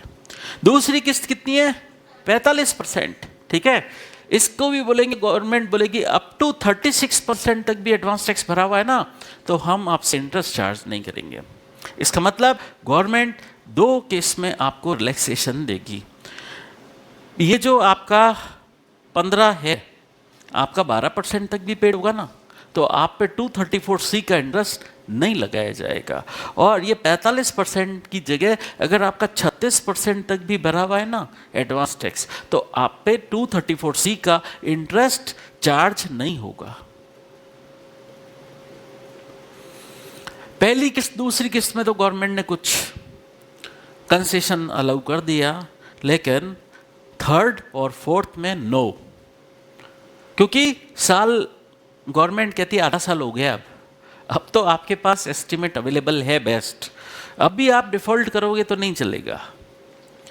ठीक है, और हम ऐसी जो इनकम जो आप पहले से एंटिसिपेट नहीं करते हुए 4 इनकम के लिए तो हम आपको रिलैक्सेशन दे ही रहे हैं कि इन इनकम्स का टैक्स, ये इनकम होने के बाद जो इंस्टॉलमेंट फाइलिंग ड्यू हो तब आप पे कर देना, तो वो रिलैक्सेशन तो हमने आपको दिया ही है। तो ठीक है, तो नीचे मैंने पॉइंट दे रखा है, अगर एसएससी इन इंस्टॉलमेंट्स की शॉर्ट डिपॉजिट करता है या नॉन डिपॉजिट करता है तो एसएससी को इंटरेस्ट लगेगा सेक्शन 234C में कितना, 1% पर मंथ और पार्ट ऑफ मंथ। अच्छा, पार्ट ऑफ मंथ लिखने का ये भी एक एग्जाम्पल हो सकता है। एसएससी को लास्ट किस्त भरनी थी 15 मार्च को, अब एसएससी 16 मार्च को भरे या 31 मार्च को भरे, उस पर 1 महीने का ब्याज लगेगा। अब आप बोलोगे 1 दिन की लेट की होने की वजह से भी क्या पूरे महीने का इंटरेस्ट लग जाएगा? 15 मार्च ड्यू डेट थी, 16 मार्च को भरा, 1 दिन में लेट हुआ तो क्या पूरे महीने का इंटरेस्ट लगेगा? बिल्कुल, क्योंकि गवर्नमेंट ने लैंग्वेज जानबूझ के लिखी है 1% पर मंथ और पार्ट ऑफ मंथ। ठीक है, तो सेक्शन 211 है ये। ठीक है, क्या इसकी कनेक्टिविटी आगे चलकर सेक्शन 234C से भी रहेगी? बिल्कुल। और क्या 44AD और 44ADA से भी कनेक्टिविटी है क्या? हाँ, 44AD और 44ADA वालों को सिंगल 1 शॉट इंस्टॉलमेंट 15 मार्च वाली भरनी रहती है, वो हमने पीजीबीपी हेड में भी समझा था, वो हमने पीजीबीपी हेड में भी समझा था। कहाँ समझा था? देखो, पीजीबीपी हेड में ये आपका पेज नंबर है मेन बुक का 105, उसमें हमने समझा था। यहाँ पर देखो, पे 100% tax in relation to income covered by section 44AD, 44ADA up to 15 March of the relevant previous year, मतलब सिंगल 1 शॉट इंस्टॉलमेंट। सेक्शन मैंने यहाँ दे रखा है सेक्शन 211। ठीक है, ये रिलैक्सेशन क्या 44AE वालों को मिलता है? नहीं, सिर्फ 44AD और 44ADA वालों को ही मिलता है। समझ आ गई बात? अब आगे बढ़ते हैं इस चैप्टर में। सेक्शन 218 क्या कहता है? देखिए, सेक्शन 218 की कनेक्टिविटी है किससे? एसेसिंग ऑफिसर ने अपना एस्टीमेट फॉर्म नंबर 28 में भेजा, इंटीमेशन भेजी एसएससी को। एसएससी का ओन एस्टीमेट ज़्यादा था या एओ का ज़्यादा था? एओ का ज़्यादा है, एओ का ज़्यादा है एस्टीमेट, और एसएससी का एस्टीमेट कम है। तो क्या उस केस में एसएससी को फॉर्म नंबर 28A में रिप्लाई देना होता है? यस। रिप्लाई देना होता है। एसएससी कहता है नहीं देता रिप्लाई, एओ का एस्टीमेट ज़्यादा है, मेरा एस्टीमेट कम है, रिप्लाई देने की ज़रूरत है बट नहीं दूंगा मैं। तो इस केस में एसएससी को एसएससी इन डिफॉल्ट माना जाएगा। SSC shall be deemed to be SSC in default. और क्या हो जाएगा, उस पर सेक्शन 220 का इंटरेस्ट लगेगा और 221 की पेनल्टी लगेगी। ये तो लगेगी, लेकिन इसका मतलब ये नहीं है कि वो 234B और C का इंटरेस्ट उस पर ना लगे। 234B का इंटरेस्ट, 234C का इंटरेस्ट क्या होता है, ये नेक्स्ट चैप्टर में डिटेल में पढ़ेंगे। ठीक है, तो एसएससी को अगर एसएससी फॉर्म नंबर 28 का रिप्लाई नहीं देता फॉर्म नंबर 28A में, तो उसे एसएससी डिफॉल्ट माना जाएगा, उस पर पैनल कॉन्सिक्वेंसेस लग जाएंगे। 234B और 234C का इंटरेस्ट तो लगेगा ही, 220 का भी इंटरेस्ट लग जाएगा, सेक्शन 221 की भी पेनल्टी उस पर लगाई जाएगी। ठीक है, और एसएससी ने ये जो एडवांस टैक्स भरा है, जब एसएससी अपनी ओन टैक्स लायबिलिटी फाइनल निकालेगा कि मेरा फाइनल टैक्स इतना बनता है, तो क्या उसको उस टैक्स में से उसकी क्रेडिट, एडवांस टैक्स पेड की क्रेडिट मिलेगी? क्या मिलेगी? तो सेक्शन 219 बोलता है credit of advance tax SSC को दी जाएगी। कब दी जाएगी? उसकी फाइनल टैक्स लायबिलिटी में से। वो पहले अपनी फाइनल टैक्स लायबिलिटी कैलकुलेट कर ले, फिर ये एडवांस टैक्स क्या है, उसका प्रीपेड टैक्स है, लेस हो जाएगा, फिर वो बैलेंस टैक्स पे करने के लिए लायबल है। अगर उसका एडवांस टैक्स ज़्यादा भरा हुआ है और उसकी फाइनल टैक्स लायबिलिटी कम है, तो उसको रिफंड बनेगा, तो इनकम टैक्स डिपार्टमेंट रिफंड भी दे देगा, कोई दिक्कत नहीं है। ये था एडवांस टैक्स चैप्टर। अब इससे रिलेटेड हम प्रैक्टिकल क्वेश्चंस करते हैं। तो आ जाइए क्वेश्चन बैंक में। क्वेश्चन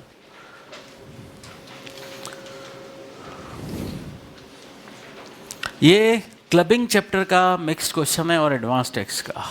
मैं बताऊं, जब मैंने बोला आपको टीडीएस पढ़ाते वक्त कि उस अटेम्प्ट में 32 नंबर के टीडीएस के क्वेश्चन आए थे, उस टाइम पर ये क्वेश्चन 8 नंबर का आया था। 32 और 8 कितने होते हैं? 40। स्टूडेंट जो पीछे के चैप्टर्स पे ध्यान नहीं देते हैं, उनका सत्यानाश नहीं सवा सत्यानाश होता है। यहाँ पर लापरवाही बिल्कुल नहीं चलती है। जिसको करनी है लापरवाही, वो घर बैठे सब छोड़ के, लापरवाही बिल्कुल नहीं चलेगी। तो चलिए क्वेश्चन नंबर 1 करते हैं। मिस्टर जॉन, जो कि नॉन रेजिडेंट है, इन्होंने एक सोल प्रोप्राइटरी बिजनेस शुरू किया जयपुर में 2006 में। 2006 में ऑलरेडी बिजनेस इनका शुरू हो चुका है और इनकी 1 अप्रैल 2020 की ओपनिंग कैपिटल है, 1 अप्रैल 2020 की 6 लाख। फिर 10 अप्रैल 2020 को इनकी वाइफ ने इनको 2 लाख का गिफ्ट दिया। खुशनसीब है, वाइफ भी गिफ्ट देती है। इधर तो यहाँ हाल है कि सिर्फ लेती ही लेती है। चलिए जब इसकी बात करते हैं, इसकी वाइफ ने इसको गिफ्ट दिया। जो इसने 2 लाख रुपए दिए वाइफ ने, जो हाथों हाथ इसने सेम डेट को अपने बिजनेस में इन्वेस्ट कर दिए। ठीक है, तो क्या क्लबिंग प्रोविजंस अट्रैक्ट होंगे? क्लबिंग प्रोविजंस अट्रैक्ट होंगे। अब मिस्टर जॉन की बात चल रही है, उसको इस प्रोप्राइटरी बिजनेस से प्रीवियस ईयर 20-21 में प्रॉफिट हुआ 3 लाख, 21-22 में प्रॉफिट हुआ 4,40,000। मिस्टर जॉन की इनकम कंप्यूट करनी है, तो बताइए क्लबिंग की बात को ध्यान में रखते हुए आप जो इनकम इनकी वाइफ में क्लब की जानी है, वो इनकम मिस्टर जॉन की इनकम से हटाओगे कि ये इनकम तो इनकी वाइफ में क्लब होनी है। ठीक है, तो उस क्लबिंग चैप्टर का भी इफेक्ट देना है आपको। फिर प्रीवियस ईयर 21-22, अभी करंट ईयर है, इसमें इनको एक वैकेंट साइट मतलब प्लॉट, वैकेंट साइट मतलब प्लॉट बेच दिया, जिसमें इनको कैपिटल गेन हो गया लॉन्ग टर्म, और ये कंप्यूटेड है, मतलब कॉस्ट वगैरह का इंडेक्सेशन करके सब लेस हो चुका है। ठीक है, ये साइट इन्होंने बेची कब? 20/12/2021 को, 20/12/2021 को मतलब तब तक अगर इनका एडवांस टैक्स बन रहा था तो ये 15 जून, 15 सितंबर, 15 दिसंबर की किस्त भर चुके थे। 15 दिसंबर की किस्त भरने के बाद 20 दिसंबर को इनको पता पड़ा कि मेरे को तो कैपिटल गेन भी हो गया है, तो इसकी इनकम का एस्टिमेट गड़बड़ हो जाएगा और इस इनकम का टैक्स वो आने वाली किस्त, instalment filing due after this income arises. तो अब इंस्टॉलमेंट फाइलिंग ड्यू कौन सी है? 15 मार्च। तो इस एलटीसीजी का टैक्स वो 15 मार्च वाली एडवांस टैक्स की इंस्टॉलमेंट के साथ भरवाएगा। समझे?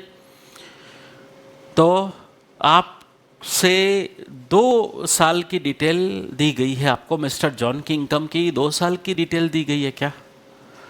अब मेरे को एक बात बताओ, आपका प्रीवियस ईयर 20-21 की बात नहीं कर रहा हूं मैं, 20-21 में इसको अपनी वाइफ से मिड ऑफ द ईयर में गिफ्ट मिला।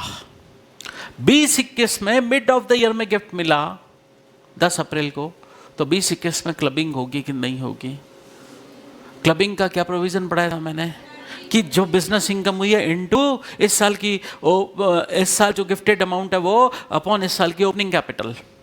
तो क्या इस साल की ओपनिंग कैपिटल में वाइफ से मिला हुआ गिफ्ट शामिल है क्या? नहीं। तो इस साल 20-21 में क्लबिंग नहीं होगी। तो क्या इस 2 लाख को लेकर 20-21 में क्लबिंग नहीं होगी तो नेक्स्ट प्रीवियस ईयर 21-22 में तो क्लबिंग होगी। ये 2 लाख नेक्स्ट ईयर की ओपनिंग कैपिटल में तो शामिल होगा। यस। तो कहने का मतलब 20-21 में क्लबिंग नहीं होगी लेकिन 21-22 प्रीवियस ईयर में क्लबिंग होगी। बात समझ आ गई जो मैं कहना चाह रहा हूं? तो अभी 20-21 का हम कैलकुलेशन करते हैं। इसका प्रॉफिट कितना है? 3 लाख। गिफ्ट का अमाउंट 2 लाख मिला है, ओपनिंग कैपिटल है 6 लाख। क्या इस साल ये पहले से ही बिजनेस चला रहा है 2006 से? तो क्या इस ओपनिंग कैपिटल में, ये ओपनिंग कैपिटल 1 अप्रैल 2020 की है 6 लाख, क्या इसमें वाइफ से मिला हुआ गिफ्ट शामिल है? नहीं, क्योंकि ये गिफ्ट मिला कब है? 10 अप्रैल 2020 को। तो ओपनिंग कैपिटल में वाइफ से मिला हुआ गिफ्ट शामिल नहीं है, तो ये फाइनेंशियल ईयर 20-21 में क्लबिंग नहीं होगी। तो वाइफ में क्लबिंग नहीं होगी 20-21 में। तो सारे का सारा ये 3 लाख जो है वो मिस्टर जॉन का ही इनकम माना जाएगा। लेकिन अगला साल जब आएगा, अगले साल की इनकी बिजनेस इनकम कितनी है? 4,40,000।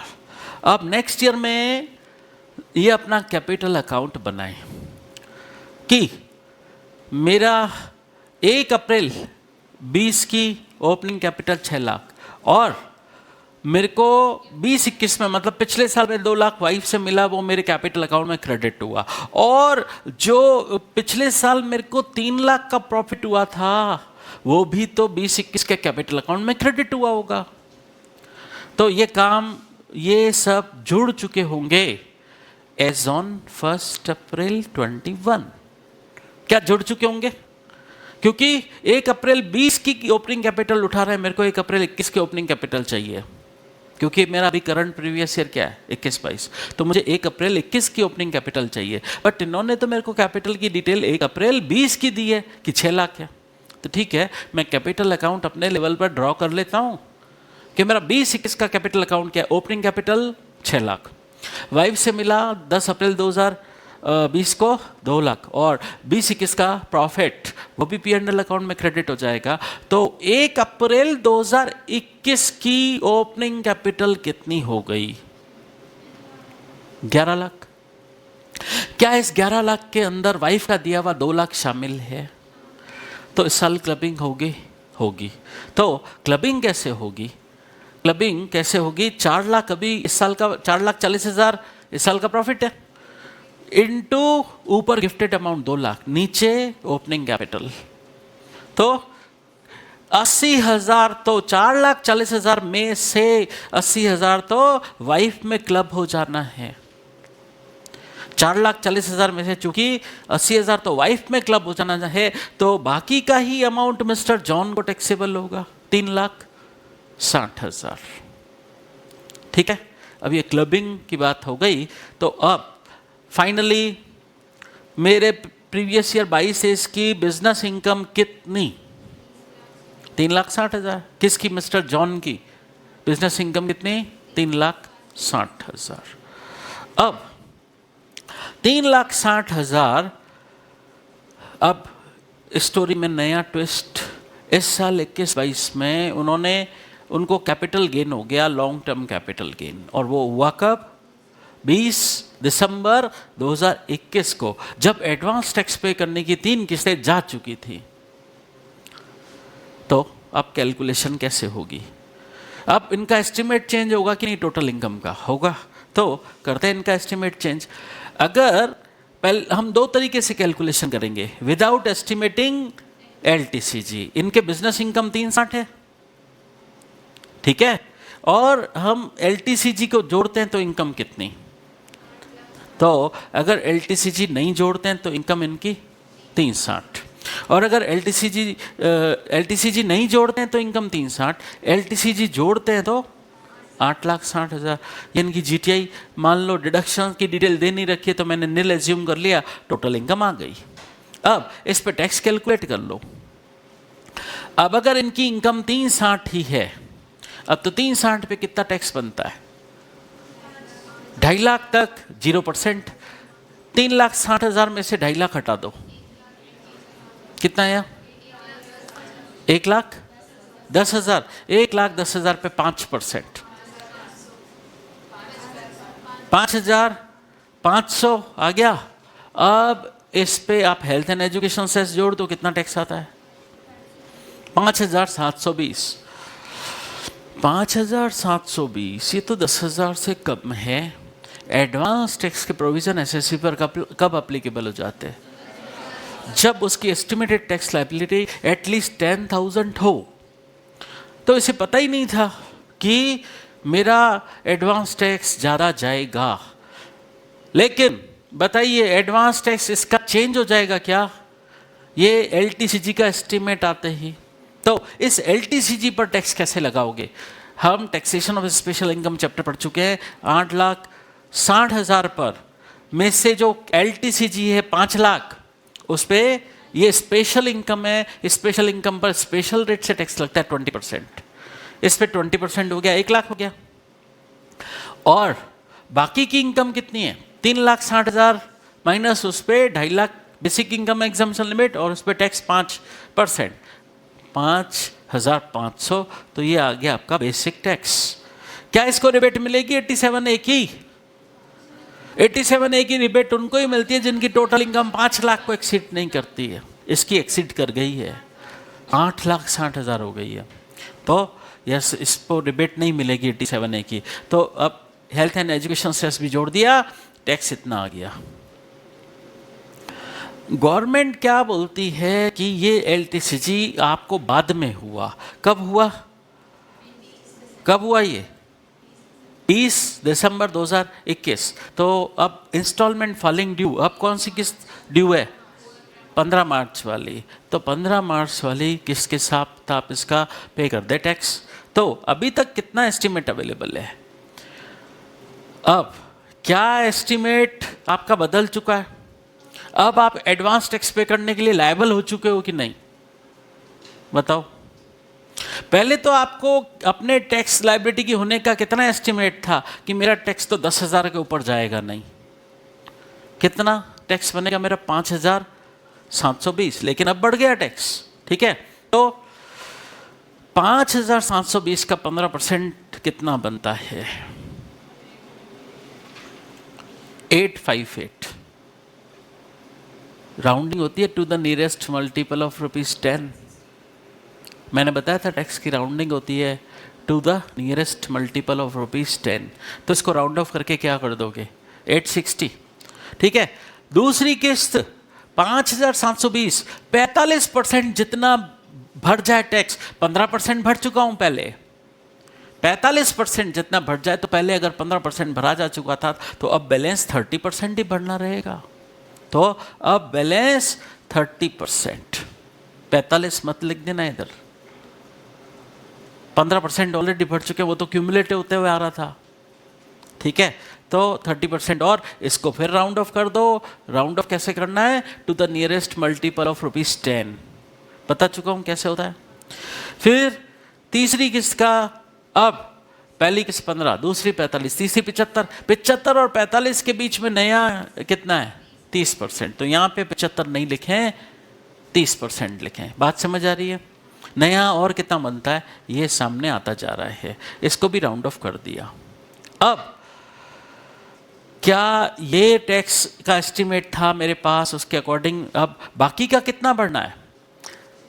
पुराना 75% तक बढ़ चुका हूँ, बाकी का कितना बढ़ना है? 25। तो 5,720 का 25%। और जो इनकम और नई पैदा हुई है, कैपिटल गेन, कैपिटल गेन कितना नया पैदा हुआ है? 1 लाख, उस पर टैक्स, कैपिटल गेन पर टैक्स कितना है मेरा? 1 लाख है, अमाउंट वाइज 1 लाख है। उस पर 4% हेल्थ एंड एजुकेशन सेस जोड़ूं तो वो इफेक्टिवली LTCG का मेरा टैक्स कितना हो जाएगा? 1,04,000। उसका 100%। तो देखा आपने, जो इस LTCG का टैक्स कब भराया जा रहा है पूरा का पूरा? जब वो इंस्टॉलमेंट फाइलिंग ड्यू हुई। तो ये आपको इतना भरना है, राउंड ऑफ कर दो, मतलब आपको इतना इंस्टॉलमेंट भरना था।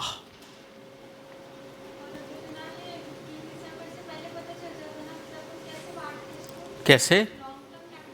हाँ, देखिए इनका कहना है कि अगर मेरे को 15 दिसंबर को पता पड़ जाता तो मैं क्या करता, ये इधर आता ही, प्लस इधर मैं क्या कर लेता, 1,04,000 का 75% इधर ही कर लेता, तो इधर भी फिर क्या हो जाता, 25% हो जाता, ऊपर आ जाता क्यूमुलेट होके, अगर ऐसा होता तो। ठीक है, ये क्वेश्चन नंबर 1 हो गया आपका। क्लबिंग चैप्टर का भी आपने रोल देख लिया, एडवांस टैक्स की किस्तें कैसे बनानी है वो भी देख लिया, और वो जो इनकम जिस पर रिलैक्सेशन प्रोविजन मिला है उसका भी इफेक्ट देख लिया।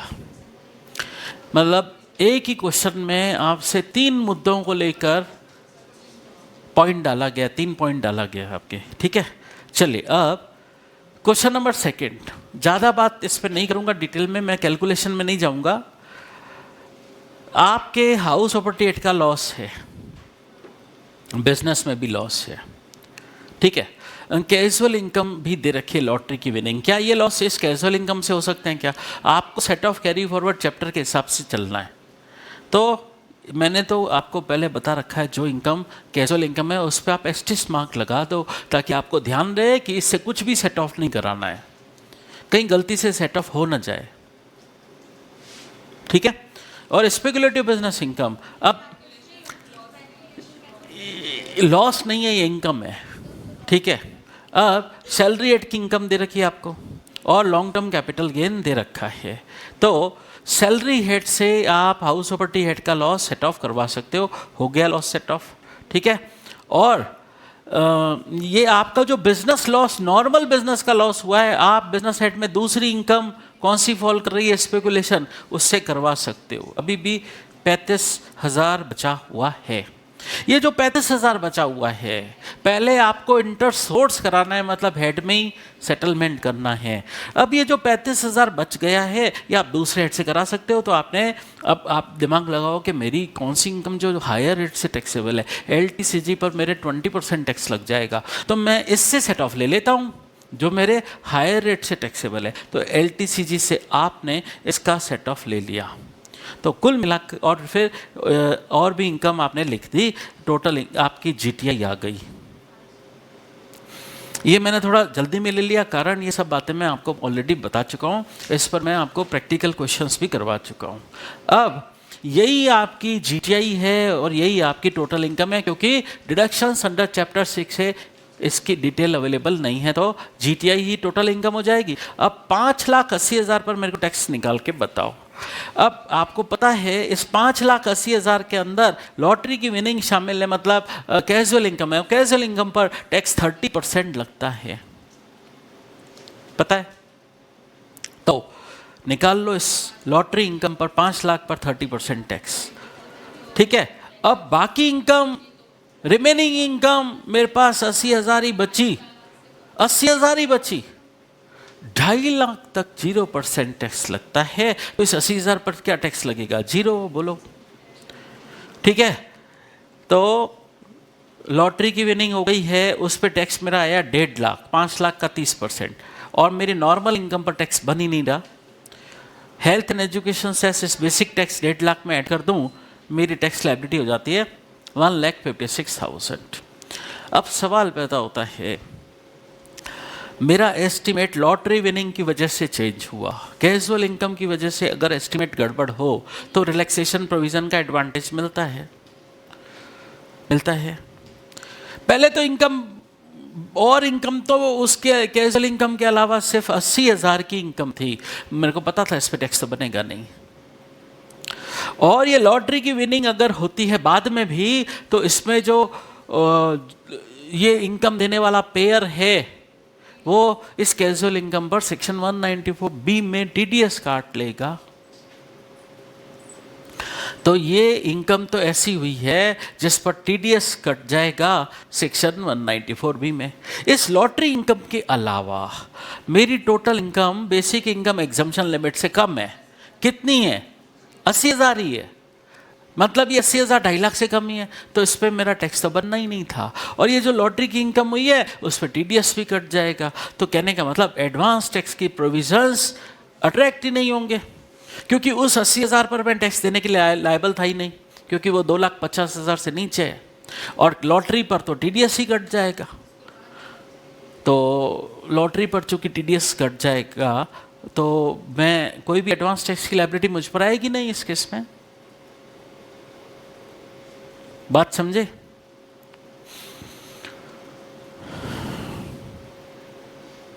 अब क्वेश्चन नंबर 3। क्वेश्चन नंबर 3, एक मिनट, इस क्वेश्चन में ये नोट आप पढ़ लेना। 2.5 लाख की बेसिक इनकम एग्जम्पशन लिमिट पहले हम किस पे क्लेम करते हैं? नॉर्मल इनकम पर। कैजुअल इनकम में से क्या आपको basic income exemption limit allow हो सकती है? नो। कैजुअल इनकम में से ना तो कोई लॉस सेटअप होता है, ना उसका कोई खर्चा अलाउ होता है, ना उस पर बेसिक इनकम एग्जम्पशन लिमिट भी अलाउ नहीं होती है। ठीक है, और इस पर 234C का इंटरेस्ट लगेगा क्या? इस पर भी कमेंट कर लेना। एसएससी एडवांस टैक्स पे करने के लिए लायबल नहीं था, तो 234C का इंटरेस्ट उस पर नहीं लगेगा। ठीक है, अच्छा अब एक बात बताओ, अगर इसका इस लॉटरी इनकम पर टीडीएस नहीं कटा हुआ है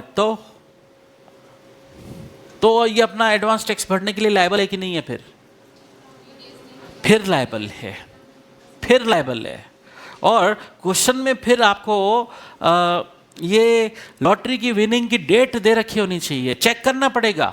प्रैक्टिकल लाइफ में हम चेक करेंगे, क्वेश्चन में नहीं दे रखा है, चेक करेंगे कब मिली ये इनकम। फॉर एग्जाम्पल, ये इनकम अगर आपको मिली है 20 सितंबर को,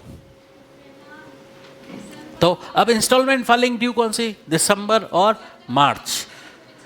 तो इस इनकम का जो भी टैक्स बनता है दिसंबर वाली किस्त तक 75% तक पेड हो जाए और मार्च तक 100% पेड हो जाए। नहीं पे करेंगे तो 234C का इंटरेस्ट लगेगा, उस केस में तो लगेगा। फिर कहने का मतलब अगर चेक करना पड़ेगा टीडीएस कटा है कि नहीं। टीडीएस कट गया है तो हम सेफ हैं, फिर एडवांस टैक्स की लायबिलिटी नहीं बनती, क्योंकि एडवांस टैक्स एस्टिमेटेड बेसिस पर लेना होता है, after claiming TDS TCS credit लेना होता है। उस केस में 10,000 बनेगा ही नहीं। टीडीएस नहीं कटा है तो लॉटरी इनकम पर सपोज टीडीएस काटने वाले ने काटा नहीं टीडीएस, तो आप एडवांस टैक्स भरने के लिए लायबल हो गए थे और नहीं भरा है तो 234C का इंटरेस्ट लगेगा। बात समझे? फिर क्वेश्चन नंबर 3, बात समझ रहे हो या हाँ ऐसे ही गर्दन हिलाए जा रहे हो? ऐसे ही हिला रहे हो?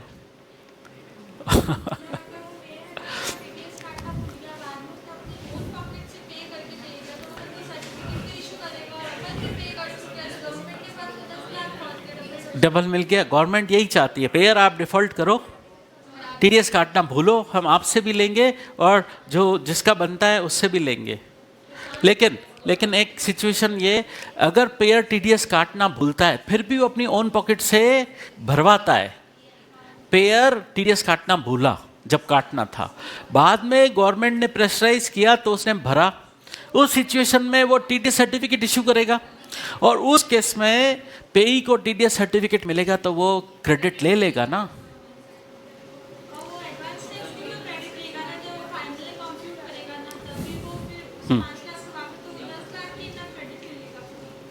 ले लेगा।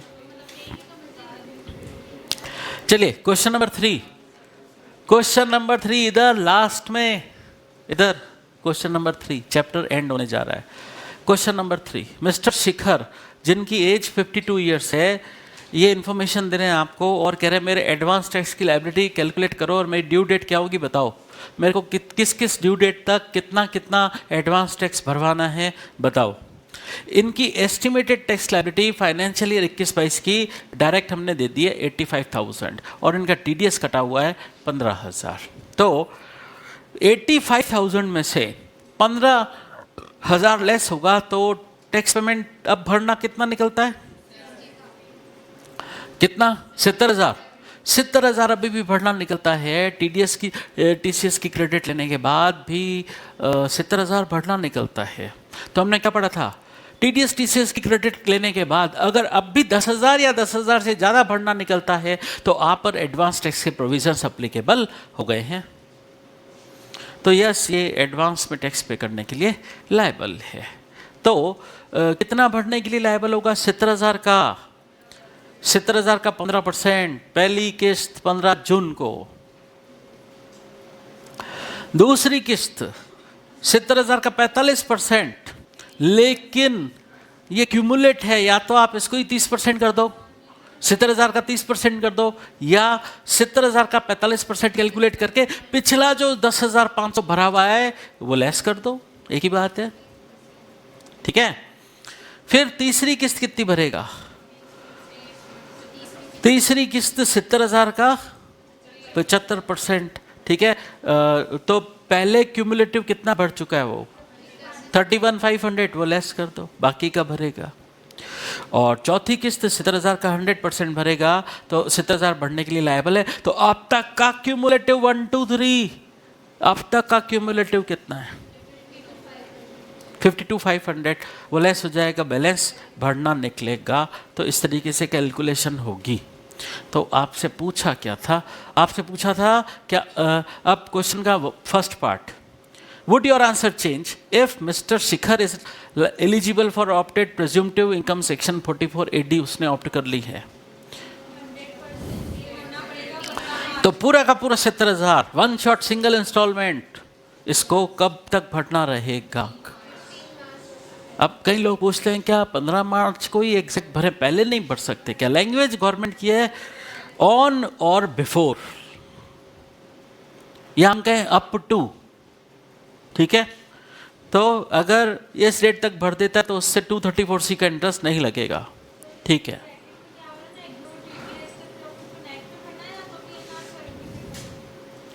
इग्नोरिंग टीडीएस मतलब